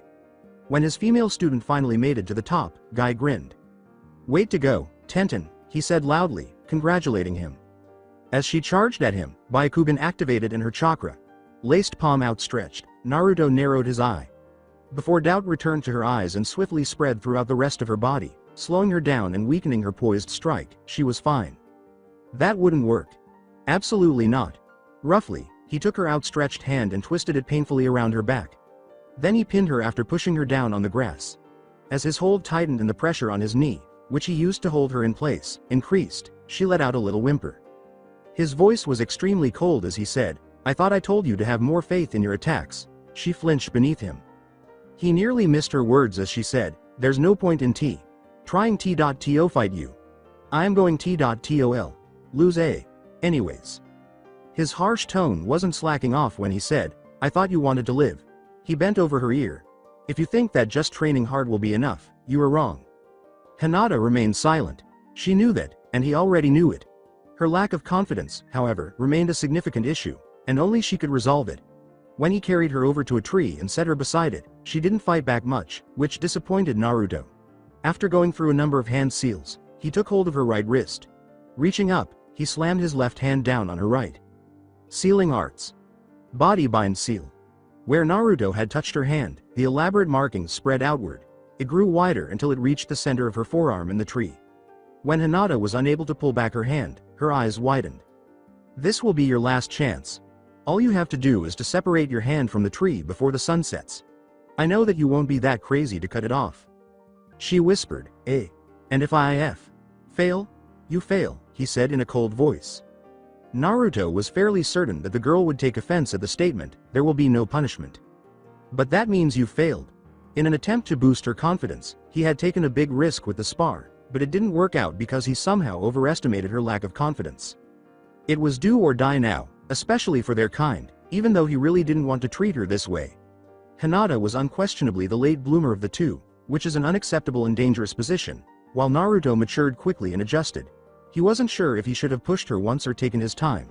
But since Danzo's power was increasing and he would never be at peace if the day he was named Hokage came to pass, he had no choice but to go with the big push. It wasn't an illusion in Naruto's eyes. That man would only compromise for the benefit of the village and was unrelenting in his pursuit of his objectives. Despite his extreme methods, he was aware that Danzo was one of the few candidates for Hokage and that the elders had recommended him as such. Naruto took a seat facing her and started to meditate. Naruto used a very powerful jutsu that Hinata had never seen before. The rest of the odd seal pinned her hand and forearm, and she could hardly move her elbow. When her hand didn't move an inch, she attempted to pull it away but was unsuccessful. Naruto said abruptly, "Use your chakra to overload it if you want to get out of the seal." Blinking, Hinata channeled chakra into the seal as he had instructed. Even though the chakra was being repressed, she could feel the strength in her arm now. Still hampered from within, more chakra was directed into her arm.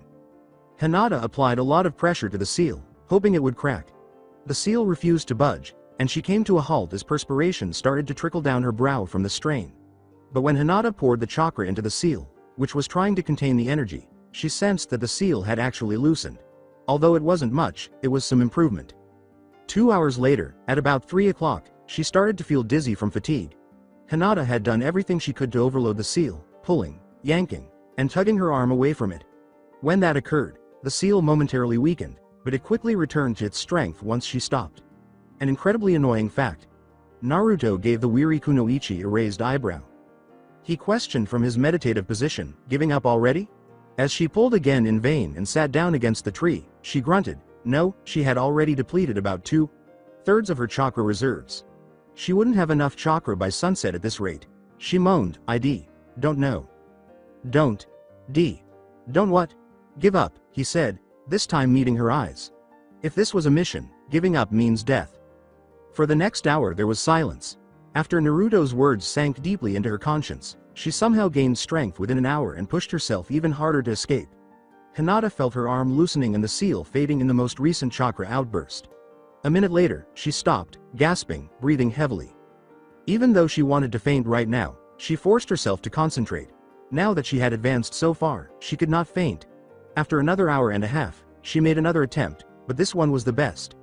At this point, Hinata's chakra was just 10th full. Naruto remarked, "The sun is starting to set. She turned to face the towering mountains in the distance. Yes, it was starting to. Hinata fought the seal harder and harder until the last of her chakra started to radiate outward around the bound arm in blue slivers of energy. After a few seconds, it ceased, and she struggled to stay conscious while gasping for air. Hinata was too exhausted and preoccupied with trying to stay awake at the moment to respond to the question, and it seems like you've run out of chakra. Naruto went on, tell me, after a minute. Hinata managed to give him a blank stare when she asked, are you going to give up? Then, unable to respond, she slumped down. Hinata's head jerked in shock as she said, I hope you don't, because I believe in you. I believe in your goals to show the rest of your clan that you are not a failure, that you are worthy of being recognized for who you are. I believe that you can go farther than anyone else, that you can become one of the strongest kunoichi in history. I believe that you are more than a tool to our village, your clan and the Fire Country. And I do believe that you will be able to break through this seal, even if it happens only in the future. But you'll never be able to do those things I believe in if you don't believe in yourself. He bent down in front of her gaze with just one blue eye. We're going to try again tomorrow since you're out of chakra, so I'm going to. Wait, Hinata interrupted abruptly. Let M.Met. Try again. It. Think I can do it this time. After blinking, Naruto grinned to himself. He retreated and took a seat a few meters from her, saying, all right then. She seems to have finally understood.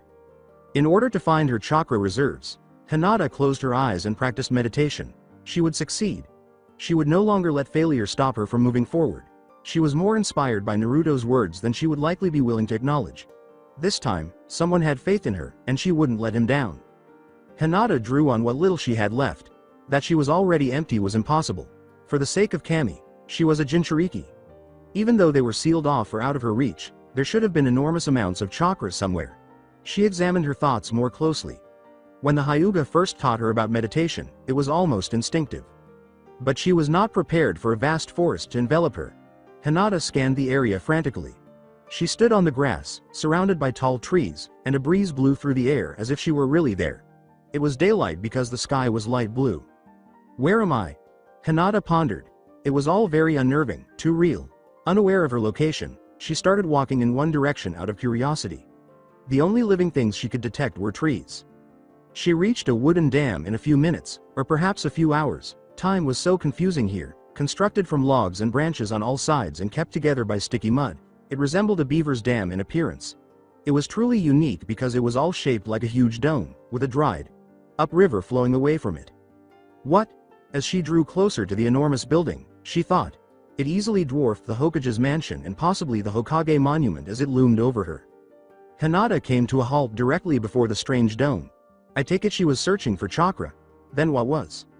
Oh, she was struck by a wild thought. Was this a symbol for chakra, even though a dam normally held water? If so, that was a lot of chakra, and those were the things that contained a lot of chakra. Oh, Kami. She stood directly in front of it, with only a wall of wood and mud separating them. So, knowing that isn't consoling. She was taunted by a faint laughter that came from within. She was focusing all of her attention on the dome directly in front of her, even though it was nearly too quiet to hear. Chakra. She sensed that the energy swarming through the walls contained the beast within, the massive power behind it. She required a portion of that authority. Hinata carefully grasped a rough branch that protruded from the rudimentary dome. Then she started tugging at the stuck piece of wood. Under the loosening mud, a few drops of water slipped out, causing a faint whooshing sensation around her stomach. As the leak widened, chakra began to slowly flow back into her system. She struggled to control her growing anxiety and pulled harder at the branch until it gave out with a powerful jerk. It had a big water spout that instantly sprayed itself along the dried up riverbed around the rocky building. Hinata's stomach started to whoosh more painfully, and a burning sensation started to spread throughout her body. The wooden dam went dark with everything else as she panicked at the excruciating pain that was coursing through her body. As Hinata naturally transitioned into meditation and then into what he called the subconscious or inner mind, Naruto closely observed her. He knew where she was now without having to go into her own head. A powerful demonstration of her developing bond with her tailed beast. After initially making an effort to reach Kurama voluntarily, it took him months to finally meet him. However, when her chakra began to replenish itself and then exploded into a massive gust of chakra that poured out of her, his pride in his fellow Jinchuuriki had to be set aside for concern. When the chakra that was swirling around Hinata started to curl and envelop her in a feeble shroud of chakra, shielding her from any danger, he nearly lost his cool. When she finally shifted and seized up, Naruto was halfway through his hand seals. She was trying not to scream out at the pain, judging by the way she was gritting her teeth. The enormous flow of chakra then miraculously moved in the direction of her bound arm that was secured to the tree by his seal. The intricate black markings started to glow a vivid red, indicating the extreme stress caused by the chakra output. Hinata fought harder against the seal that imprisoned her. The lines that were drawn toward the seal's base buckled and separated from it. Then the whole seal shifted and slipped out of her hand's palm. Her hand finally broke free with a final tug, and the seal used the last of its energy to collapse and explode on the tree's bark. When the seal broke, she blacked out, her chakra completely depleted. She sagged against the tree with her head tilted to the side. Hinata would have been the first to notice the largest smile Uzumaki Naruto had made in 3 years if she had remained conscious for a few more seconds. As he held her tiny body in his arms, he remarked, "I knew you could do it." He didn't care that by the time the seal broke, the sun had already set. It was very admirable that she had just broken through an A-rank seal. The actual training was about to start. I finally finished this chapter. You can still leave comments in the reviews or private messages if you still have ideas about how Naruto should learn the Hiraishin. In addition to working on Hinata's fighting style now and in the upcoming chapters, I already have a solid idea of Naruto's fighting style. Guy's loud voice woke Hinata up with a dull headache. She became aware that she was back at the camp, in her sleeping bag, as the blurriness subsided. What on earth? A quiet voice said, "You're awake." Naruto was reading a small black book while seated in the corner. She sat up and asked, "What happened? I carried you back. By all rights, you should still be unconscious, but I helped replenish your chakra so you wouldn't be out for so long." Hinata asked, Replenish my circa chakra?" She had never heard of anyone having the ability to heal a chakra. Although medical ninjutsu might have been effective, Naruto had never used it to demonstrate any jutsu, and it didn't seem to be as appropriate for that. A little ability of mine. For those who are unaware, Naruto used this phrase for the first time in the manga. I'm keeping it ambiguous for the time being because it didn't seem like all of the dynamics had been disclosed. Oh, you should get ready. You woke up late since it's 9 o'clock right now. Did I miss the? Yes, so we'll go train right away since Guy decided to have sparring sessions between the others. Unless you want to spar with them. They're having a one-on-one sparring exercise. After giving it some thought, Hinata shook her head. She had a terrible thought about confronting Neji. She thought it would be best to avoid any conflict, even though it might have been cowardly. Hinata was aware that she would eventually have to deal with her cousin's resentment of the Hyuga clan's main household. He still detested her for contributing to his father's demise, even though she was no longer involved. But when the time came, she wanted to be prepared to confront him. She would need to train with Naruto first, though, based solely on his test, Hinata was certain that he would be severe with their training. She put on her heavy beige jacket and blue sandals and declared, "I'm good to go." "You're forgetting something," Naruto said, gesturing specifically to her head. As Hinata's hand touched her forehead, she became aware that the caged bird seal on her head was visible and that her forehead protector was off. She quickly glanced around and discovered it beside her pillow. She had a worried look on her face as it was swiftly wrapped snugly around the cursed seal. Naruto reassured her, "Don't worry, Kiba or anyone else never saw it. I made sure of that they didn't." "Ready to go?" Hinata gave a nod. "Hi." With a tense Hinata beside him, Sasuke observed Naruto as he spoke softly to Guy. With Lee's declarations of youth, Sakura and Ino's arguments, Akamaru's barking, and Neji's strange remarks on fate, all of the genin sat off to the side of the lake, where they were training once more, and talked aimlessly among themselves. Guy nodded away from the group, and Naruto muttered his gratitude before rushing off in a direction. A tiny frown formed on Sasuke's face. Why were those two exempted from the others, and what was the matter with them? Guy pulled out 10 pieces of paper and said, "All right, my young genin, today we are going to do one-on-one spars, then continue on physical training. Choose one, but don't turn it over until I say so. On each paper, there are numbers 1 to 10. 1 and 2 will fight each other, then 3 and 4, 5 and 6, 7 and 8, 9 and 10. Guy nodded, allowing it to be turned over when everyone had one.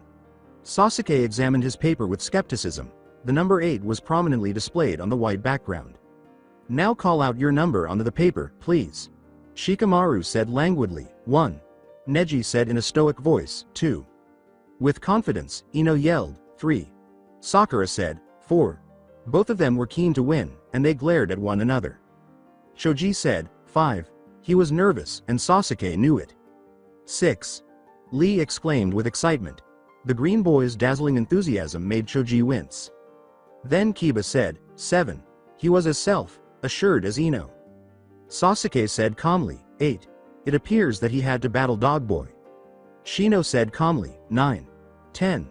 Said the female Team Guy member. The coincidence made her smile. Guy exclaimed, Yash, Neji and Shikamaru will go first. The two in question strode to opposite ends of the clearing, facing each other with composure. Kiba and Choji were wagering on how long Shikamaru would last against the Hyuga prodigy when Sasuke caught sight of them.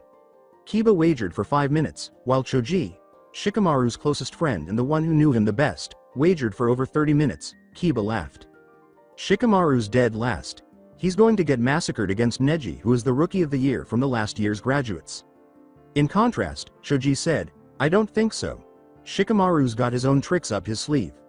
Sasuke had doubts about Choji's feelings, but Fox always advised against underestimating your opponent. He saw Shikamaru take out several kunai and start tinkering with them. He seemed to be planning something, which was strange. Naruto motioned for Hinata to join him as he took a seat on the cool ground. He started with his cheek resting on the palm of his gloved hand. Tell me your weaknesses, strengths and what you'd like to work on. We've only been teammates for just over a month now and we need a little more depth into each other's fighting styles to know where to start. Hinata paused for a moment before responding. She hesitated once more as though she was unsure of her skills. My main strength is Taijutsu. I am a adept in the gentle fist style of my clan, she said. But she dismissed it and went on. Ninjutsu and Genjutsu are my weaker points. I know the basic academy jutsu, but no other. My chakra control also needs work. Very well. Have you ever thought of using a weapon? Weapon? Hinata pondered. Since every Hyuga seemed to rely solely on their gentle fist due to its effectiveness in melee combat, she had never given it much thought before. To make up for their inability to learn the more complex gentle fist techniques, most branch house members turned to jutsu, but that was about it. Ko, her late caretaker, was the only Hyuga she remembered ever wielding a weapon. He started using a katana after joining the Anbu Black Ops. A dull ache spread across her heart, and she let out an inward sigh. He was missed by Hinata. He treated her like an older brother and was the first of the two to accept her. She replied, no, not really. Naruto gave a contemplative nod. He turned, reached for his weapons pouch, took out a scroll, and placed it on the ground. I expected so. Not many genin begin to specialize in a weapon until after they become chunin, when they've learned most of the basics of being a shinobi. Chunin is also when you would receive a tanto. It's only a slightly larger blade than a kunai. He then started to unseal each compartment after opening the scroll. Naruto's use of storage seals caught Hinata's attention. Her academy teacher, Iruka, occasionally took her class to a local shinobi tool store to teach them about the various types of weapons and auxiliary equipment they could use. When he explained the purpose of storage seals one day, she noticed how similar the markings were. Naruto's storage seals featured slightly different symbols, each with a swirl in each corner and a different pattern. Anyo. Naruto.kun. Why are your storage seals different from the regular ones? She responded. There was a flicker of surprise in Naruto's eyes as he looked up. It's meant to eject the object if the seal is destroyed. He went on to explain after noticing Hinata's perplexed expression. The object in a storage seal is likely to be destroyed if the seal was disrupted. The 4 swirls in the corner are meant to act as a stabilizer to the seal. In Fuinjutsu, this is called the even-numbered point law, meaning 2, 4, 6, 8, 10, 12, and so forth are considered stable and will not blow up in your face. Do not confuse this with the exponential point laws which normally makes up the matrix. As 4 points is considered the standard level of stability whilst prime-numbered points are considered the first level of instability, meaning it is likely to blow up or produce unpredictable effects without a proper base or counter. However, the complete imbalance can only be achieved by an immediate degrading of former even point set or by a double-layered point set that adds up to a prime number. 1 point does not count as it is the base itself all alone. Therefore, whenever one of the 4 points is disrupted, the seal immediately destabilizes and ejects the item utilizing the specialized matrix around it. Understand? Apparently not, as his explanation failed to clear the bewildered expression. Actually, it only made it worse. Naruto shrugged his head. Although he made an effort to simplify it, it still seemed a bit too difficult. With the exception of the Hokage, The stunned expression seemed to come over everyone he had ever attempted to describe his seals in detail. Professor was a fitting title for that man.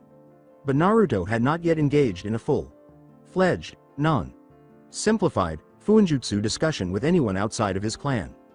Even though the Jonin was a child prodigy from his generation and proficient in Fuinjutsu himself, he even stunned Kakashi by disclosing all the details. He cleared his throat, Naruto. He went on, anyways, as Hinata jolted out of her daydream. Take a look at the weapons. Tenten-san definitely has a better selection if you still want to look at more. Hinata bent to look at the ninja implements in front of her. They included a tanto, wakizashi, and 2 shorter blades. A bow with a few arrows, a pair of kama, a naginata, a spear, a kanabo, a flail, a katana, a kusarigama, a wooden staff, and a naginata were also present. Go ahead. Pick one up and swing it around a few times. Hinata made the decision to examine the tanto first. It was short and had a slight curve to the blade when she unsheathed it. As Naruto advised, she got to her feet and swung it around. Light and fast. Excellent for close combat and would go well with her melee style, but she felt she should get something with a longer reach. Hinata then looked at the katana. She found that holding the long sword in one hand was a little challenging, but it provided a far greater striking distance. Naruto said, "Want me to go through a kata with you?" Hinata gave a shrug. She decided to give the katana a try even though she wasn't entirely sure about it. Sure. Naruto produced his own ninjutsu sword. He calmly performed a simple kata while Hinata silently watched him. She observed the minor variations between his blade and hers. His lacked a curve, and hers was a good half-foot longer. With both hands gripping his shorter sword, Naruto executed the blows with ease and maintained a stable stance. He was clearly familiar with the movements, but he appeared to confined by the entire thing. In every movement, it wasn't waiting for her to catch up. No, he didn't seem to fit the entire style. She concluded that the kata didn't fit her either after finishing it. Naruto clarified, it's a kata performed by the samurai. They live in the land of iron and rarely interact with shinobi. The samurai are masters of the blade and hold a strict code of honor amongst themselves. Hinata, suddenly interested in his kenjutsu, inquired, did a samurai teach you how to use a sword? Naruto paused, aware that her inquiry touched on delicate subjects. No, my uncle did. Based on the quiet and cautious tone of his voice, Hinata did not press him any further and went on inspecting the remaining weapons. The flail was not touched by her. It simply wasn't her style, and she didn't like that if she wasn't careful. The spiky ball of death could easily remove her head. The spear and wooden staff were not quite as deadly as some of the other weapons, but they provided the long range she desired. However, without the use of a storage scroll or special modifications to the weapon itself, they were rather big and heavy to carry around. This also applies to the naginata. She had to swing herself around in order to swing the kanabo properly because it was much too heavy. Although a little challenging to organize, the kusarigama and kama went smoothly overall. The kama was a close-range weapon, similar to the tanto, but she preferred a longer weapon to give her more striking distance and increase the versatility of her fighting style. Hinata inquired, is there anything else? Naruto rubbed his chin and gave her a fierce look in return. Very eerie, but all she did was shift under his lonely blue gaze. You know, he said thoughtfully at the start, I do. He then searched the back of his hip for his ninja pouch. Naruto lifted up his green jacket, revealing more than one purported pouch, but Hinata didn't really notice. Normally, the jacket only covered the area around his belt, concealing the majority of his tools. In total, there were 3 of Tama, 1 in the back and 1 on each side of his hip. There were then 6 scrolls in all, 3 in each of the spaces between the pouches. In addition to all of that, his ninjutsu was fastened to the same belt behind his left pouch. Hinata appeared a bit longer than she thought was appropriate due to the overabundance of tools. The revelation wasn't entirely new, though, because Tenten was worse. It was supported by a single glance with the Byakugan. Ah, said Naruto at last. Here it is. It was a chain. Stainless steel that has been hardened and polished to give it a shiny, new appearance. Hinata examined the chain more closely and saw that it was made up of 9 metal segments that were connected end to end and shaped like cylinders, each about 2 inches long. The steel used for the handle at the start of the chain was a little bit longer and wider. There was a sharp spear head at the end that could easily cut flesh. Although it wasn't the most menacing weapon, it gave off an air of elegance and adaptability. One that is not intended to kill but to restrain. The younger Jinchuuriki was immediately drawn to the elaborate chain. Observing Hinata's sudden interest, Naruto remarked, so, interested in this one, are we? Naruto held out the folded weapon as she nodded. She handled it carefully. It's called the chain whip. Hold out your forearm parallel to the ground with the handle in your hand and the rest unfolded. After following Naruto's instructions, Hinata discovered that the first 2 sections collapsed onto the plush grass. It's a bit long for you. Normally it should just be touching the ground. Here, Naruto said, drawing out a length of rope with a second spearhead at the end. Let me show how to use it. For the young Anbu under his supervision, this would be the first hands-on lesson as sensei and the start of many more. Well, that was, Kiba thought, anticlimactic, while Neji complained about his loss. Shikamaru had scattered a number of kunai in the direction of the Hyuga prodigy before the fight began. A few fell to the ground, but the majority struck the trees. It wasn't until the very end that the genin realized the significance of the little white ball that was fastened to each end of the hoop. Neji hurled himself at Shikamaru after making a disparaging comment about him. As his opponent continued to toss the tagged kunai, Neji tried to approach the Nara, starting a sort of cat and mouse game. Finally, in the middle of the forest, Neji was able to knock Shikamaru down. Unfortunately for him, the intellectual prodigy had enticed him to the location of the majority of the tagged kunai, and Shikamaru's wildly thrown kunai weren't exactly random. The tiny white spheres, which were dispersed throughout the forest, were actually highly volatile. They were, at least toward Neji. The white spheres were exploded by Shikamaru just before the Hyuga could deliver a knockout blow. The result was a rather large, bright flash of light rather than a violent explosion. As Shikamaru grabbed the prodigy and held him in place with his shadow possession jutsu, this effectively blinded the Hyuga. After Shikamaru threatened to knock him unconscious and cause him to temporarily lose his vision, Neji reluctantly gave up.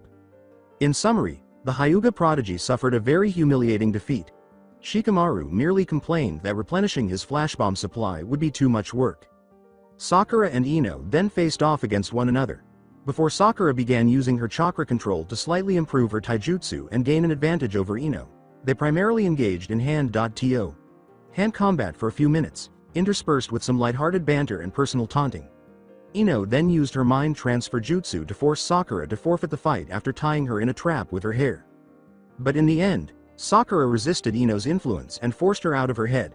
They then knocked each other out in a final battle. While gloating over their flames of youth, Guy had them set up beneath a tree. Before starting his own match, Lee joined in with him as well. The argument between Choji and Lee was a bit one-sided. Lee outlasted Choji after avoiding his human boulder jutsu thanks to his greater speed and endurance. Lee didn't even need to punch in the end.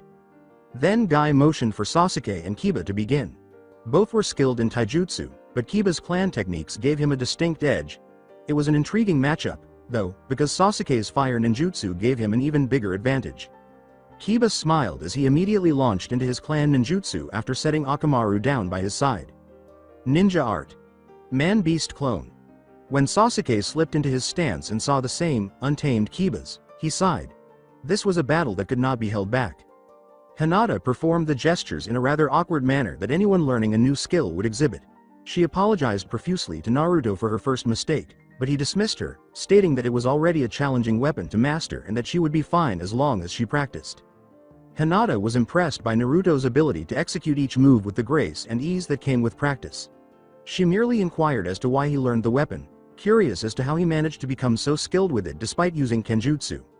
He paused, and Hinata felt uncomfortable about prying into a secret past once more.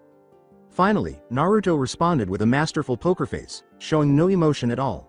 "It's a memento," he said. He gestured to the chain whip she was holding and said, "I learned it in her memory because someone I knew was very skilled with this weapon. That was once hers." She experienced a distinct sinking sensation upon learning of it, along with a slight sense of guilt for inquiring about something that was clearly painful for him to recall. She didn't say anything and kept her attention on her basic weapon form because her unusually sharp eyes told her of his hidden discomfort with the situation through his tense body posture. Naruto's reluctance to discuss personal issues made it clear that he kept a lot of himself hidden. Hinata started to question whether she ought to ask him to explain what was bothering him so much. The academy instructors described the various psychological strains associated with being a shinobi, ranging from depression and post-traumatic stress disorder to relationship problems. Discussing the issue was one of the most crucial aspects of therapy. It goes without saying that the majority did not take these lessons as seriously as they ought to. She ultimately chose not to press him to discuss it for the time being, though she would respect his wishes if he didn't want to. She lacked the stoic, uncaring Hyuga personality that would have allowed her to poke him in that way without feeling guilty. An hour after midday, Hinata completed the form. She struggled to perform a number of moves, primarily to get the chain to cling to her arm or leg as Naruto had instructed without becoming tangled. She discovered that the weapon truly fit her, despite the clumsy and uncomfortable attempts. Like an affinity, the flowing movements tapped into her tender personality. Using the unusual weapon felt natural. After that, they took a brief rest. Hinata was astounded to see that, despite continuously transforming into the same forms at a significantly faster rate than she did, Naruto was hardly breathing heavily. He put away the rope he was using and held out an extra bottle of water for her. She quickly gulped it down after taking it. Naruto said, "I think we should do target practice. It's important for a ninja to be adept in ranged combat using only kunai and shuriken. I'm not sure how far you got in the academy with ninja tools. I have just the right exercise to use." After a couple of minutes, Naruto had him and Hinata facing away from one another. Naruto only had one pouch after removing all of the extra ninja equipment and scrolls. With the kunai in her hand, Hinata twitched uneasily.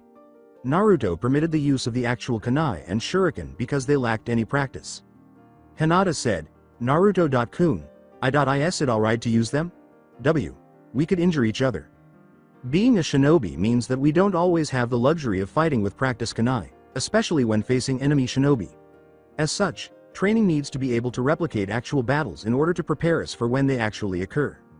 Anyway, the guidelines are straightforward. With any shuriken or kunai, you must hit. It doesn't matter how shallow the cut is. Paper bombs, ninja wire, and any other items you have are permitted, as are all ninja tools. No byakugan, no jutsu. You can use taijutsu and close combat, but you have to draw blood on me or make me submit. I am also subject to the same rules." As Naruto remained casual and relaxed, Hinata gulped but steeled herself for the task, knowing that she could break free from that seal, just as she had done in yesterday's training, and slipped into a fighting stance. Begin.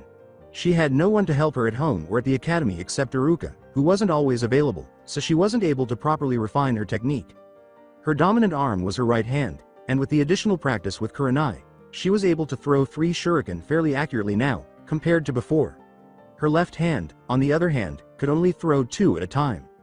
Naruto remained motionless in the same easy stance, and then he sidestepped with ease, allowing the shuriken to pass harmlessly. But Hinata didn't remain motionless, as a few more kunai shot towards him in a matter of seconds after Hinata flicked her wrist and let the projectiles fly towards her chosen opponent. Naruto narrowed his eyes at her, and she snapped out of her slight awe at his skill and sat aside as he sent back a few of her own kunai. Her eyes widened as Naruto continued to dodge them easily, despite his one-eye disadvantage. You use extra energy dodging, putting a larger amount of distance needed to avoid the kunai. Naruto responded, pointing out her error.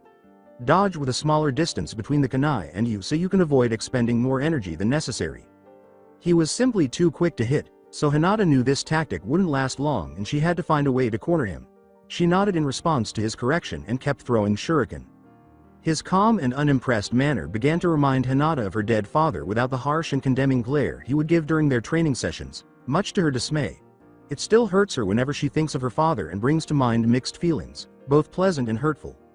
Naruto himself continued his own strategy of dodging and sending her projectiles back at her. He had not even touched his own pouch thus far, much to her increasing frustration and now waning confidence. Hinata never knew what to think of him. He was harsh and demanding, but when he let the coldness go from his face, he became an awkward father. She knew he struggled to express his feelings in public around her, always projecting the ideal, distant image of head of the Hyuga clan. Clan issues took precedence over family issues, and he distanced himself from his daughters without her mother to provide them with a loving connection and companionship. The funeral was private, and only members of the clan and close friends were allowed to attend. Hinata was immediately singled out as the black sheep among the stoic faces of the clan as she let loose the tears she could no longer hold back. Her mother had died only a year before her father. It seemed that she had a terminal illness, which she apparently contracted just before Hanabi was born. They didn't learn about it until after Hanabi was born. After Hinata's grandfather reprimanded her severely, her father unexpectedly came and carried her out of the room while he was in the middle of his tirade. Hiyashi then told her to go to her room and that no one would bother her until dinner.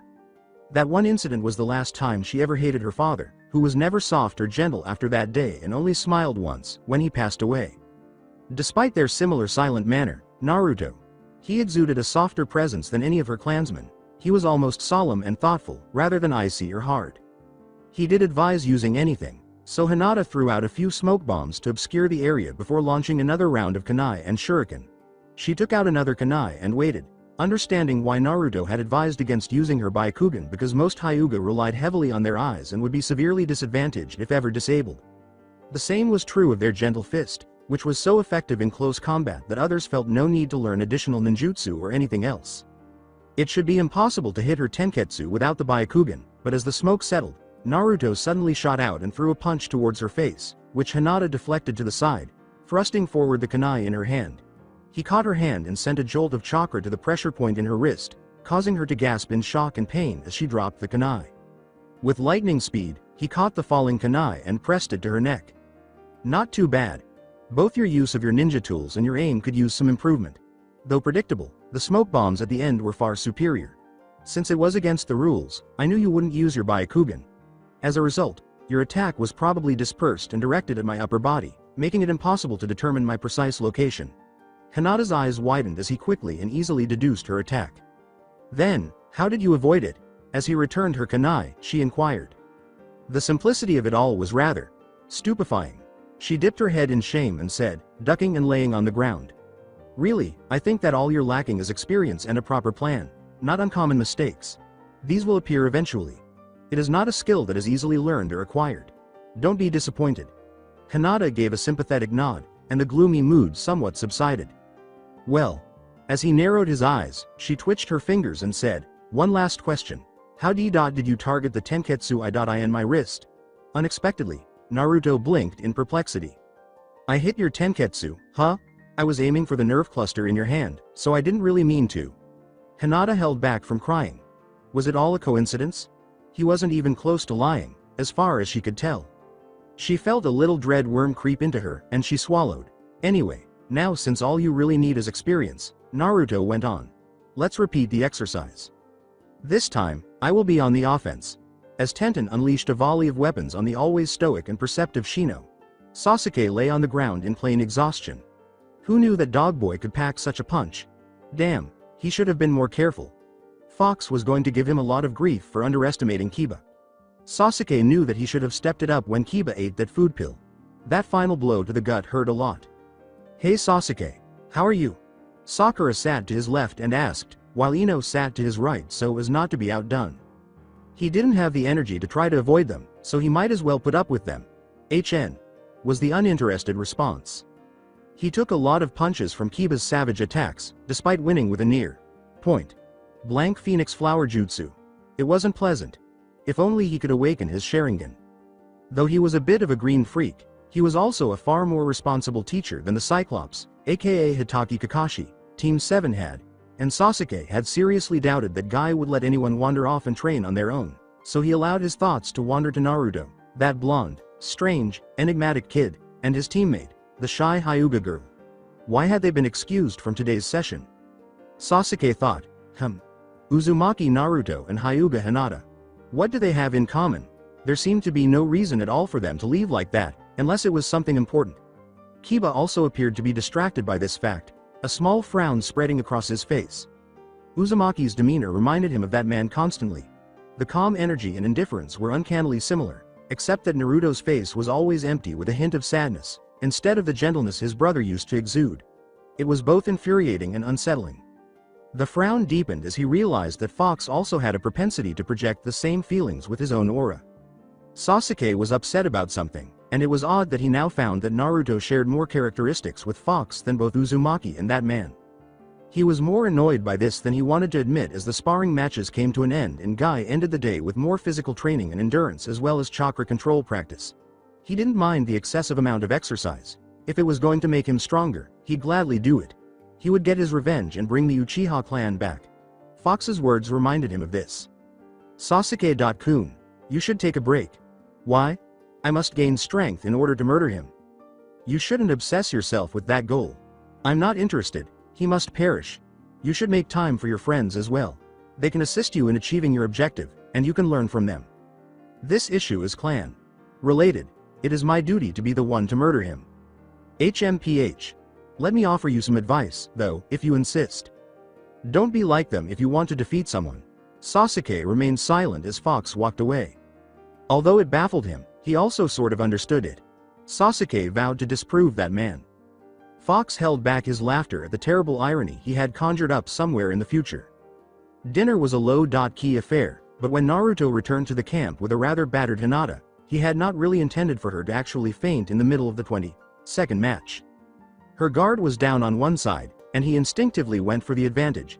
Naruto clearly A. forgot that she was a genin and less durable than him, B. had been training for 3 hours straight with very few breaks, and C. was completely ruthless. A twinge of guilt swept through him, and he decided that tomorrow's training would be less demanding. To avoid any awkwardness, Naruto simply slipped back into the team tent and tucked her in her sleeping bag. The tent flaps shuffled, and Kiba entered. He dared not use any medical ninjutsu, so he simply bandaged the few cuts she had accumulated, patched up a few bruises as well, and restored her chakra once more before carrying her back to camp on his back once more. Yo! He grinned and took off his charred jacket, which had been given to him by someone named Uchiha. Akamaru followed closely behind him. Naruto said bluntly, "You like you've been smoked." Kiba sat down and rolled his eyes. It was Sasuke's fault, he complained, who knew he could use fire ninjutsu. The Uchiha clan's fire jutsu earned them notoriety.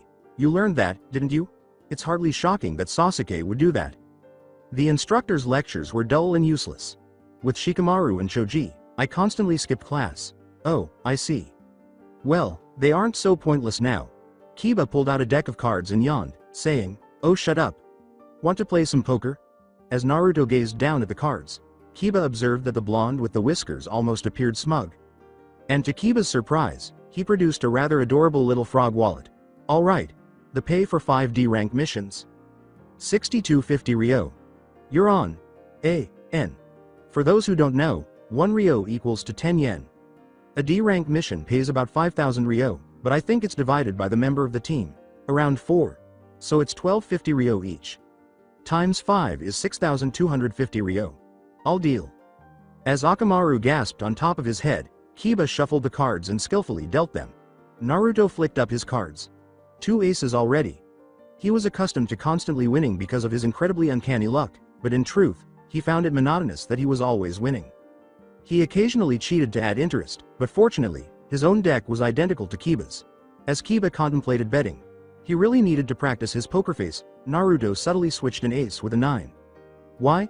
Naruto knew Kiba wanted to talk, and his demeanor was uneasy, even though he casually tried to defuse the situation by playing a card game. Although his brazen personality meant that he was fairly direct with such things, he also had a good deal of tact. After 15 minutes, after they had played multiple hands with equal winnings, Kiba finally broke the silence. He began, "Hey Naruto," with a hint of nervousness in his voice. Kiba had a dog mentality, following the pack leader, and when Kurenai wasn't around, it was undoubtedly Naruto. One doesn't normally question the dominant one, and their genin test showed that Naruto was the alpha, the strongest of them, even though most of his abilities were unknown. The fact that he didn't disclose his abilities was actually sufficient evidence of this. Yes. His face did not show any signs of emotion. Kiba looked into his eyes and said, "I just wanted to know why you and Hinata trained privately, away from the others." He knew that keeping him out of the loop would negatively affect team dynamics because he could speak the truth, but that was classified information that only the Hokage had the authority to discuss, and lying didn't seem like a good plan either. Kiba scowled and said, "I can't really tell you." "Why not?" His typically brazen tone reappeared. Naruto pointed to her sleeping form and said, "Because it concerns Hinata and..." Kiba's eyes softened. Oh, he did have a soft spot for the shy Hyuga girl, who always soothed him when he became agitated. Kiba started to view her as a younger sister who needed to be watched out for. Naruto sighed, thinking that since he was their teammate, he should just give him a hint and give him some time to consider their poorly concealed secret. "All I can say is that we both share that. The only person who can assist her in handling is me. Her problem. We are unwelcome and occasionally even despised remnants of tragedies. It's not what we desired. If you want to give it a name, call us sacrifices. You'll have to gain Hinata's consent along with Kurenai, Sensei's and Hokage. Sama's if you want to know," Kiba said, looking a little sick. "Is it truly that significant?" Naruto nodded as his voice lowered to a whisper. "You could seriously harm her if you interpret it incorrectly." Kiba's eyes widened. "You and I are her first true friends." He whispered, "No way." It seemed so unbelievable, but he had also witnessed how many shinobi and civilians exchanged hateful glares. What was so crucial that caused the discrimination to be so severe? He turned to face Naruto, with a look of indifference stuck to his face like glue. Then what about you? He inquired. Me? Yes. Do you not care that people find out about this weird secret of yours? Kiba felt uneasy as the blonde's voice became icy. No, I couldn't care less. In reality, everyone knows, including you, except for the kids. If more of you start behaving like adults, I don't really care. For Hinata, it will make a difference, but not for me. What? A big, green man wearing spandex burst into the tent, interrupting the two boys. My young pupils. A bright new day is approaching, so it's time to relax. Then he saw the money and cards scattered everywhere. Such unyoutful conduct. The next half hour was spent listening to a loud, yes, extremely loud, lecture about the three shinobi vices: gambling, drinking, and women. Until he brought up the subject of women, the gambling and alcohol were innocuous enough to hear, but after a lot of metaphors, outside snickering, and some humiliation, Kiba was able to control his embarrassed blush while Naruto covered his face with his hands in surrender. There was silence for a minute before anyone spoke. Naruto looked at Hinata's still, slumbering form and said, "We will never, ever speak of this again." Kiba merely nodded, not sure if he should feel guilty again or just relieved that she didn't have to hear that. Agreed. As he emerged from the tent, his face was illuminated by moonlight, and a feeling of unease washed over him as the full moon shone in the dark sky. Naruto wasn't shocked that he felt uneasy this evening because, after all, the origins of the tailed beasts were associated with the moon. Oh, he was familiar with that tale. It was a legend that his uncle had told him at bedtime. The skin tended to get a little sore after wearing the bulkier and heavier item over his scarred eye. Intricate black markings along his chest would have been visible if he was molding chakra like the 8 trigram style seal on stomach. He used the chakra suppression seal to lower his chakra level for control, stealth, and deception. His torso was riddled with faint scars that should have been uglier were it not for his regenerative abilities. And he left his shirt and arm guards behind and allowed the cool air to brush against his skin. He touched absently the small circular tattoo with a swirl in the middle on the base of his collarbone, which he detested as a tragic reminder of the world's cruelty and the so-called greater good. However, Naruto's most defining scar was a large blotch of scar tissue under his heart and an identical twin on his back, which were caused by an S-rank gone horribly wrong. He wandered through the woods by himself, not really knowing where he was going, but he eventually returned to the waterfall, and there was something calming and peaceful about it. Naruto fumbled with his steel-plated, fingerless gloves, and it appears that he wasn't alone tonight. Come out, whoever you are. A dark shadow appeared, and the figure's black cloak was entirely at odds with a faceless white porcelain mask. You rarely appear without your mask. He muttered, Fox. Naruto recognized his quiet voice, and they responded to his report by sending a root operator and not just any agent, mind you. You were sent by Hokage Sama. He rarely went on missions. Only those of the utmost importance were carried out by him. Did Naruto undervalue the strength of the missing Nin group? Hey. As you suspected, the Iwa siblings listed in the intelligence report have been verified. Regretfully, no teams were immediately available. This is a common issue. Konoha has barely been able to keep up its image of strength in the eyes of the world and the villagers. If it were to lose any more personnel, the consequences would be catastrophic. Naruto said nonchalantly, it's not often that the number 1 is sent out. The best root agent here. What a surprise. No change in the other's body posture revealed any emotion. I was on my way back from a mission when I got a message instructing me to determine this group's threat level. A team consisting of 5A rank and 1B rank shinobi should not be disregarded. I understand. The go ahead clearance from either Danzo, Sama or Hokage Sama is therefore what I'm interested in knowing. After that, I can eliminate them without involving the genin by taking the proper measurements and any backups. None has been given as they've identified the other 3 shinobi. Who are the other 3 shinobi? These shinobi must be very important, but of what? Naruto felt he should know. A gloomy feeling filled his heart. The big, dark-haired man is Kusagakure's missing nin, Urushi Shota. A brute of a man whose whole fighting style is based on speed and brute force. Yoshiko, who does not share Kiri's last name, is the group's second female member. She was thought to have the vapor-style Kekkei Genkai. Naruto felt a headache coming on. It was understandable that he didn't receive the kill order because ninjas with Kekkei Genkai were so terrible to deal with, but there was still more. Finally Mitsuko Rayuchi. Naruto stiffened. He knew that man. Oh, he knew him well. He had gold eyes, purple shoulder, length hair, a stubble on his chin, and a sadistic smile. Like Orochimaru, he was hungry for knowledge, but he would rather steal than do research. Naruto could easily stand tearing that man to tiny bloody pieces, but he didn't threaten to kill him. Instead, he made a promise that he would never dare break. The sole survivor of the abandoned Kumo Kekkei Genkai program began 9 years ago. Artificial owner of the Gale style Kekkei Genkai, most famously wielded by the Raikage's right-hand man, Darui of Kumo. Defected 6 years ago with an unhealthy obsession over blood traits, jutsu, and ninja clans. One concluded.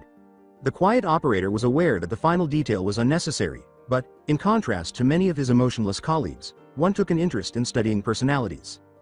Danzo was aware of this small eccentricity but never chastised him for it. In fact, it was quite an asset in reconnaissance, infiltration, counter espionage, and even interrogation, which had recently started to compete with Ibiki. Maybe it was the unrepressed boredom that came from staying in the village for too long. He thought that Uzumaki's personality was the most intriguing of all the shinobi he had studied. He was quiet, stoic, and almost emotionless until he frowned or smiled slightly. He spoke of his own ideals as though he actually detested them. He sought revenge but refrained from doing so. He was a total contradiction of himself. It continued in an unchanging pattern. Hitaki Kakashi was merciless to his enemy on missions, but always showed concern for his allies to the point of jeopardizing the mission. He also read porn and acted apathetic while visiting the memorial stone, repressing his own grief. Eventually, a small explanation for his somewhat inconsistent approach to completing his missions became evident to Naruto. He would sometimes compromise or not at all, and it was only when he studied mission report after mission report that the pattern became apparent. The larger good. The mission always benefited the village as a whole, so whatever sacrifice was necessary for the village's overall well-being was almost always present, even though Naruto rarely killed without a reason. On occasion, though, Naruto himself judged this to be heretical. A mind-controlled weapon was dangerous, very, very dangerous. The only explanation for why Naruto was permitted to integrate with the root was that there were no individual minds, only the order and its execution. Perhaps what most intrigued one was the simple paradox that a tool that was supposed to be emotionless actually had the ability to control itself. Repressing his emotions, Naruto said calmly, "Rayuchi. That bastard is employed by Orochimaru. Are you aware of his purpose?" "No," said number 1, "but he appears to have established himself here, most likely for information gathering or research." "I understand. Are there any more orders?" "Not one." Naruto nodded and one vanished into the night, repressing his erratic emotions with deep breaths and exhalations. Rayuchi was present, and Naruto's only desire was his blood, which now boiled and made him feel even more restless. Naruto pulled out his sword, unsealed the other in the storage seal on his right forearm, and started to go through his old kata, which his uncle had taught him years ago. He decided that tonight would not be a meditation night.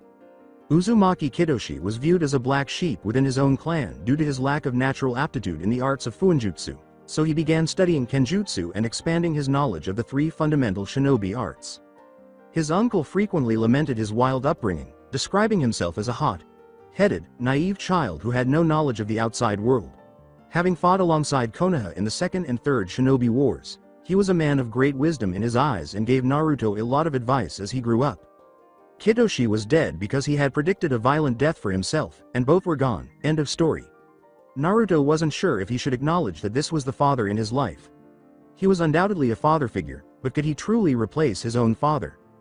The youngest member of their family, Toki, was 3 years younger than Naruto and the last to die. Naruto loved him, just as any other older brother would love his younger brother. He had no siblings, so it wasn't long before he started referring to him with strange terms like Otudo. Toki was also an fan and a blood relative of the Uzumaki clan. He was the son of his uncle's late brother, which may have been why he initially felt such a strong bond with him. Only Naruto and Kanon lacked the vivid red hair of the other 3 members. Uzumaki Akane, his only female cousin and Kidoshi's daughter, who was 3 years his senior. Uzumaki Kato, his other male cousin and Kidoshi's son, who was 5 years his senior. And Uzumaki Kanon, Kidoshi's wife and aunt. It was simpler to move on without them because they were dead, he was not, and they were no longer required. Naruto sighed and delivered a final slash, which put an end to the memories. "What caused you to stop?"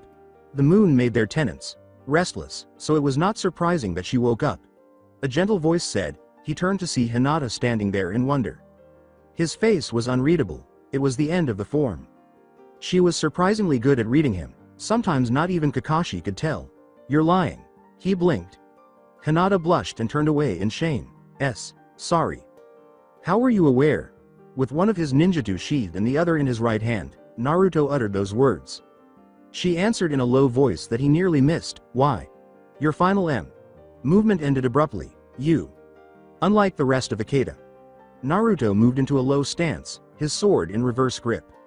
He delivered a series of lightning, fast blows and said, well spotted, I never finished it. Oh. Hinata marveled at the ease of his movements, realizing that whoever had taught him must have been a kenjutsu master. The kata was free, flowing, lacking any ridged structure or style, and he changed his grip on the ninjutsu to execute thrusts and slashes where it should have been challenging given the angle he was holding it in. Since the sword was rarely in a position to defend against another weapon, the user would have to rely on his agility and dexterity to avoid attacks, which was the sacrifice in such a free style. She gulped a little when he said, I suppose you were here because you couldn't sleep. The sight of a well-toned boy without a shirt was unsettling, and the terrible scar on his chest and back may have been the only thing keeping her from blushing like a cherry. Hey, I couldn't sleep, he gave a comforting nod. For our kind, the Jinchuuriki, it comes naturally. The moon was the source of the tailed beasts. Oh. Hinata observed in awe with an equally silent lack of sound as Naruto proceeded through the movements in silence. Have you noticed the vulnerability? If you really think about it, it's not that hard to see, Naruto said abruptly, causing Hinata to jump in surprise as if he had read her mind. The ninjutsu is not a defense mechanism, rather, it is an extension of who I am. That function is best left to a shield or armor. You use a weapon against your adversary. He completed the kata and put his sword away, saying, that is also part of my own philosophy. My best defense is taking the enemy down before he can strike me. What do you think of the Konoha philosophy, Hinata? The will of fire? She was a little taken aback by the question. What did she think? It was the cornerstone of the village, the belief of all devoted shinobi, and anyone who was inscribed on that stone memorial next to that former training ground died as a result. Why would Naruto question her about it? It's the thing that makes us shinobi, something we adhere to in order to benefit the village. It serves as our guide and is the embodiment of everyone's aspirations. Naruto gave a sympathetic nod. I understand. Actually, I don't follow it. The ambiguous explanation only served to further perplex Hinata, who had a puzzled expression on her face as he said, it's a good ideal, but I find it flawed at times. Some of us don't have the luxury to believe in such simple things. I don't understand.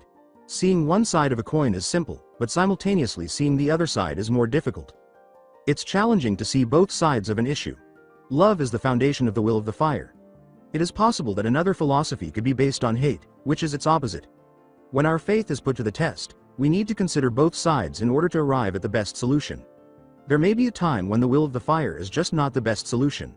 Making the decision to follow it or not is difficult, and maintaining one's belief in it is even more difficult. Naruto eyed the bright moon, and something flickered in his eyes, but it vanished the instant it appeared.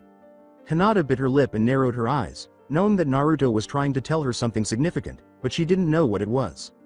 Anyway, he went on, transmitting one's own values to the following generation is a component of the will of the fire. Naruto turned and fixed her with his single eye, saying, you are my student, aren't you? Parent to child, sensei to student. When he turned back to the moon, the intensity of his gaze had vanished, and Hinata started to fidget with her fingers, uncertain of what he wanted. She was more concerned and curious when he said, please don't ever inherit my ideals. Was he concealing something? You'll learn them in time, through accident or from myself. Secrets are never kept a secret for very long. So, why did you get stronger? Hinata stuttered out nervously. Naruto never told them before, but it seemed linked to these ideals of his. He sighed and Hinata had that feeling of intruding upon sensitive matters. Why you don't have to? No, everything is fine. The explanations are difficult to understand issues that I have trouble talking about. What makes me want to get stronger? Well, Naruto's thoughts drifted back to his childhood. There are many different types of people in this world, Naruto-kun. There are primarily 4 types of shinobi. The leaders, the heroes, the murderers, and the avaricious. What? OG.san, what on earth are you talking about? I know it's kinda hard to understand, but this is important to learn if you are to become a shinobi. Why? To be a great shinobi, you need to have some awesome moves and cool jutsu, don't you? Kitoshi shook his head and laughed. Sometimes it's just not enough to save the day. I don't get what you're trying to say, OG.san. Alright, Let's return to my previous statement. Your power, hungry, money, stealing, knowledge. Dwelling villains are the greedy. Knowledge, wealth, and influence. Nothing will prevent them from achieving their objectives. They're the antagonists because of this. It doesn't matter if you're crazy or not, even if you have the best of intentions. Naturally, the murderers are murderers. They just kill. They don't need an excuse. They are referred to as the perfect shinobi in some villages. That's bull. The boy appeared somewhat ill upon hearing the last line. Language, Naruto. Anyways, that's what they are. A tool with no sense of self. No remorse, no regret. Some even take pleasure in doing their job. Because of their somewhat similar personalities, you could put murderers and avaricious people on the darker side of the spectrum. Now, for your favorite, the heroes. People with ethics and morals who are brave, kind, and willing to do good in this world as saving, helping, assisting, and encouraging are abundant in Konoha due to their convictions and belong on the positive side of the spectrum. I'm a hero, aren't I? Well, no. There is reason why I took you on this trip. You and I are leaders. Wa? Leaders? Like being Hokage? Everyone loses something because of these types of people. The avaricious will be punished for their crimes and will lose everything they set out to acquire. The murderers lose all of their morals, ethics, and sense of self. They are soulless vessels. Heroes eventually sacrifice themselves for others. Not all of their lives end that way, but many do. There are many exceptions, but this is essentially it. The lines separating these three aren't fixed, and many shinobi find themselves with a little bit of one another. So, what is this about leaders? It's not really a normal category I would use. Leaders rise up from any of those three categories. There are two things they do. Lead and choose. Leading is obvious, they're leaders, what do you expect? But choosing is the most important part of being a leader. Who makes all the decisions? The leader. That's right. We make choices don't just affect followers, they affect the world. In the end, we must make the best choice for everyone. Understand? So, does it just mean that we have a lot responsibility? Sort of. You'll get it in time as my successor. I want to have the capacity to make my own choice. I want the strength to never bow to another decision. I want the power to create the best outcome in any situation. I never want to be forced ever again. He returned his gaze to her. You could say that I was born through tragedy and that I never wanted to happen again. I would be naive to say that I could prevent it from ever happening again and save everyone. It's just the way the life works. Unsure of what to say, Hinata looked at the floor. His reasons were rather deep and difficult to understand in comparison to everyone else's. All he wanted was the strength to face any challenge. It's weird, but not weird. She just smiled since she was at a loss for words. Naruto blinked. His earlier restlessness subsided, and a warm sensation crept into his stony heart. It's almost alien. He wasn't sure he remembered what it was, but he hadn't felt anything like it in a long time. Her face glowed ghostly in the white moonlight. It made her look pretty, he said. So he grinned too. Not a tiny, half-hearted or faint smile. The serious tone between the two was lifted when a warm, sincere smile appeared on his face. Unbeknownst to them, a long-haired man sat quietly behind a tree, watching his 3-year-old object of interest. His own face also broke into a savage grin. My, Uzumaki-kun. You've grown quite well. That's it for today. I hope you guys enjoyed this great story. See you in the next one.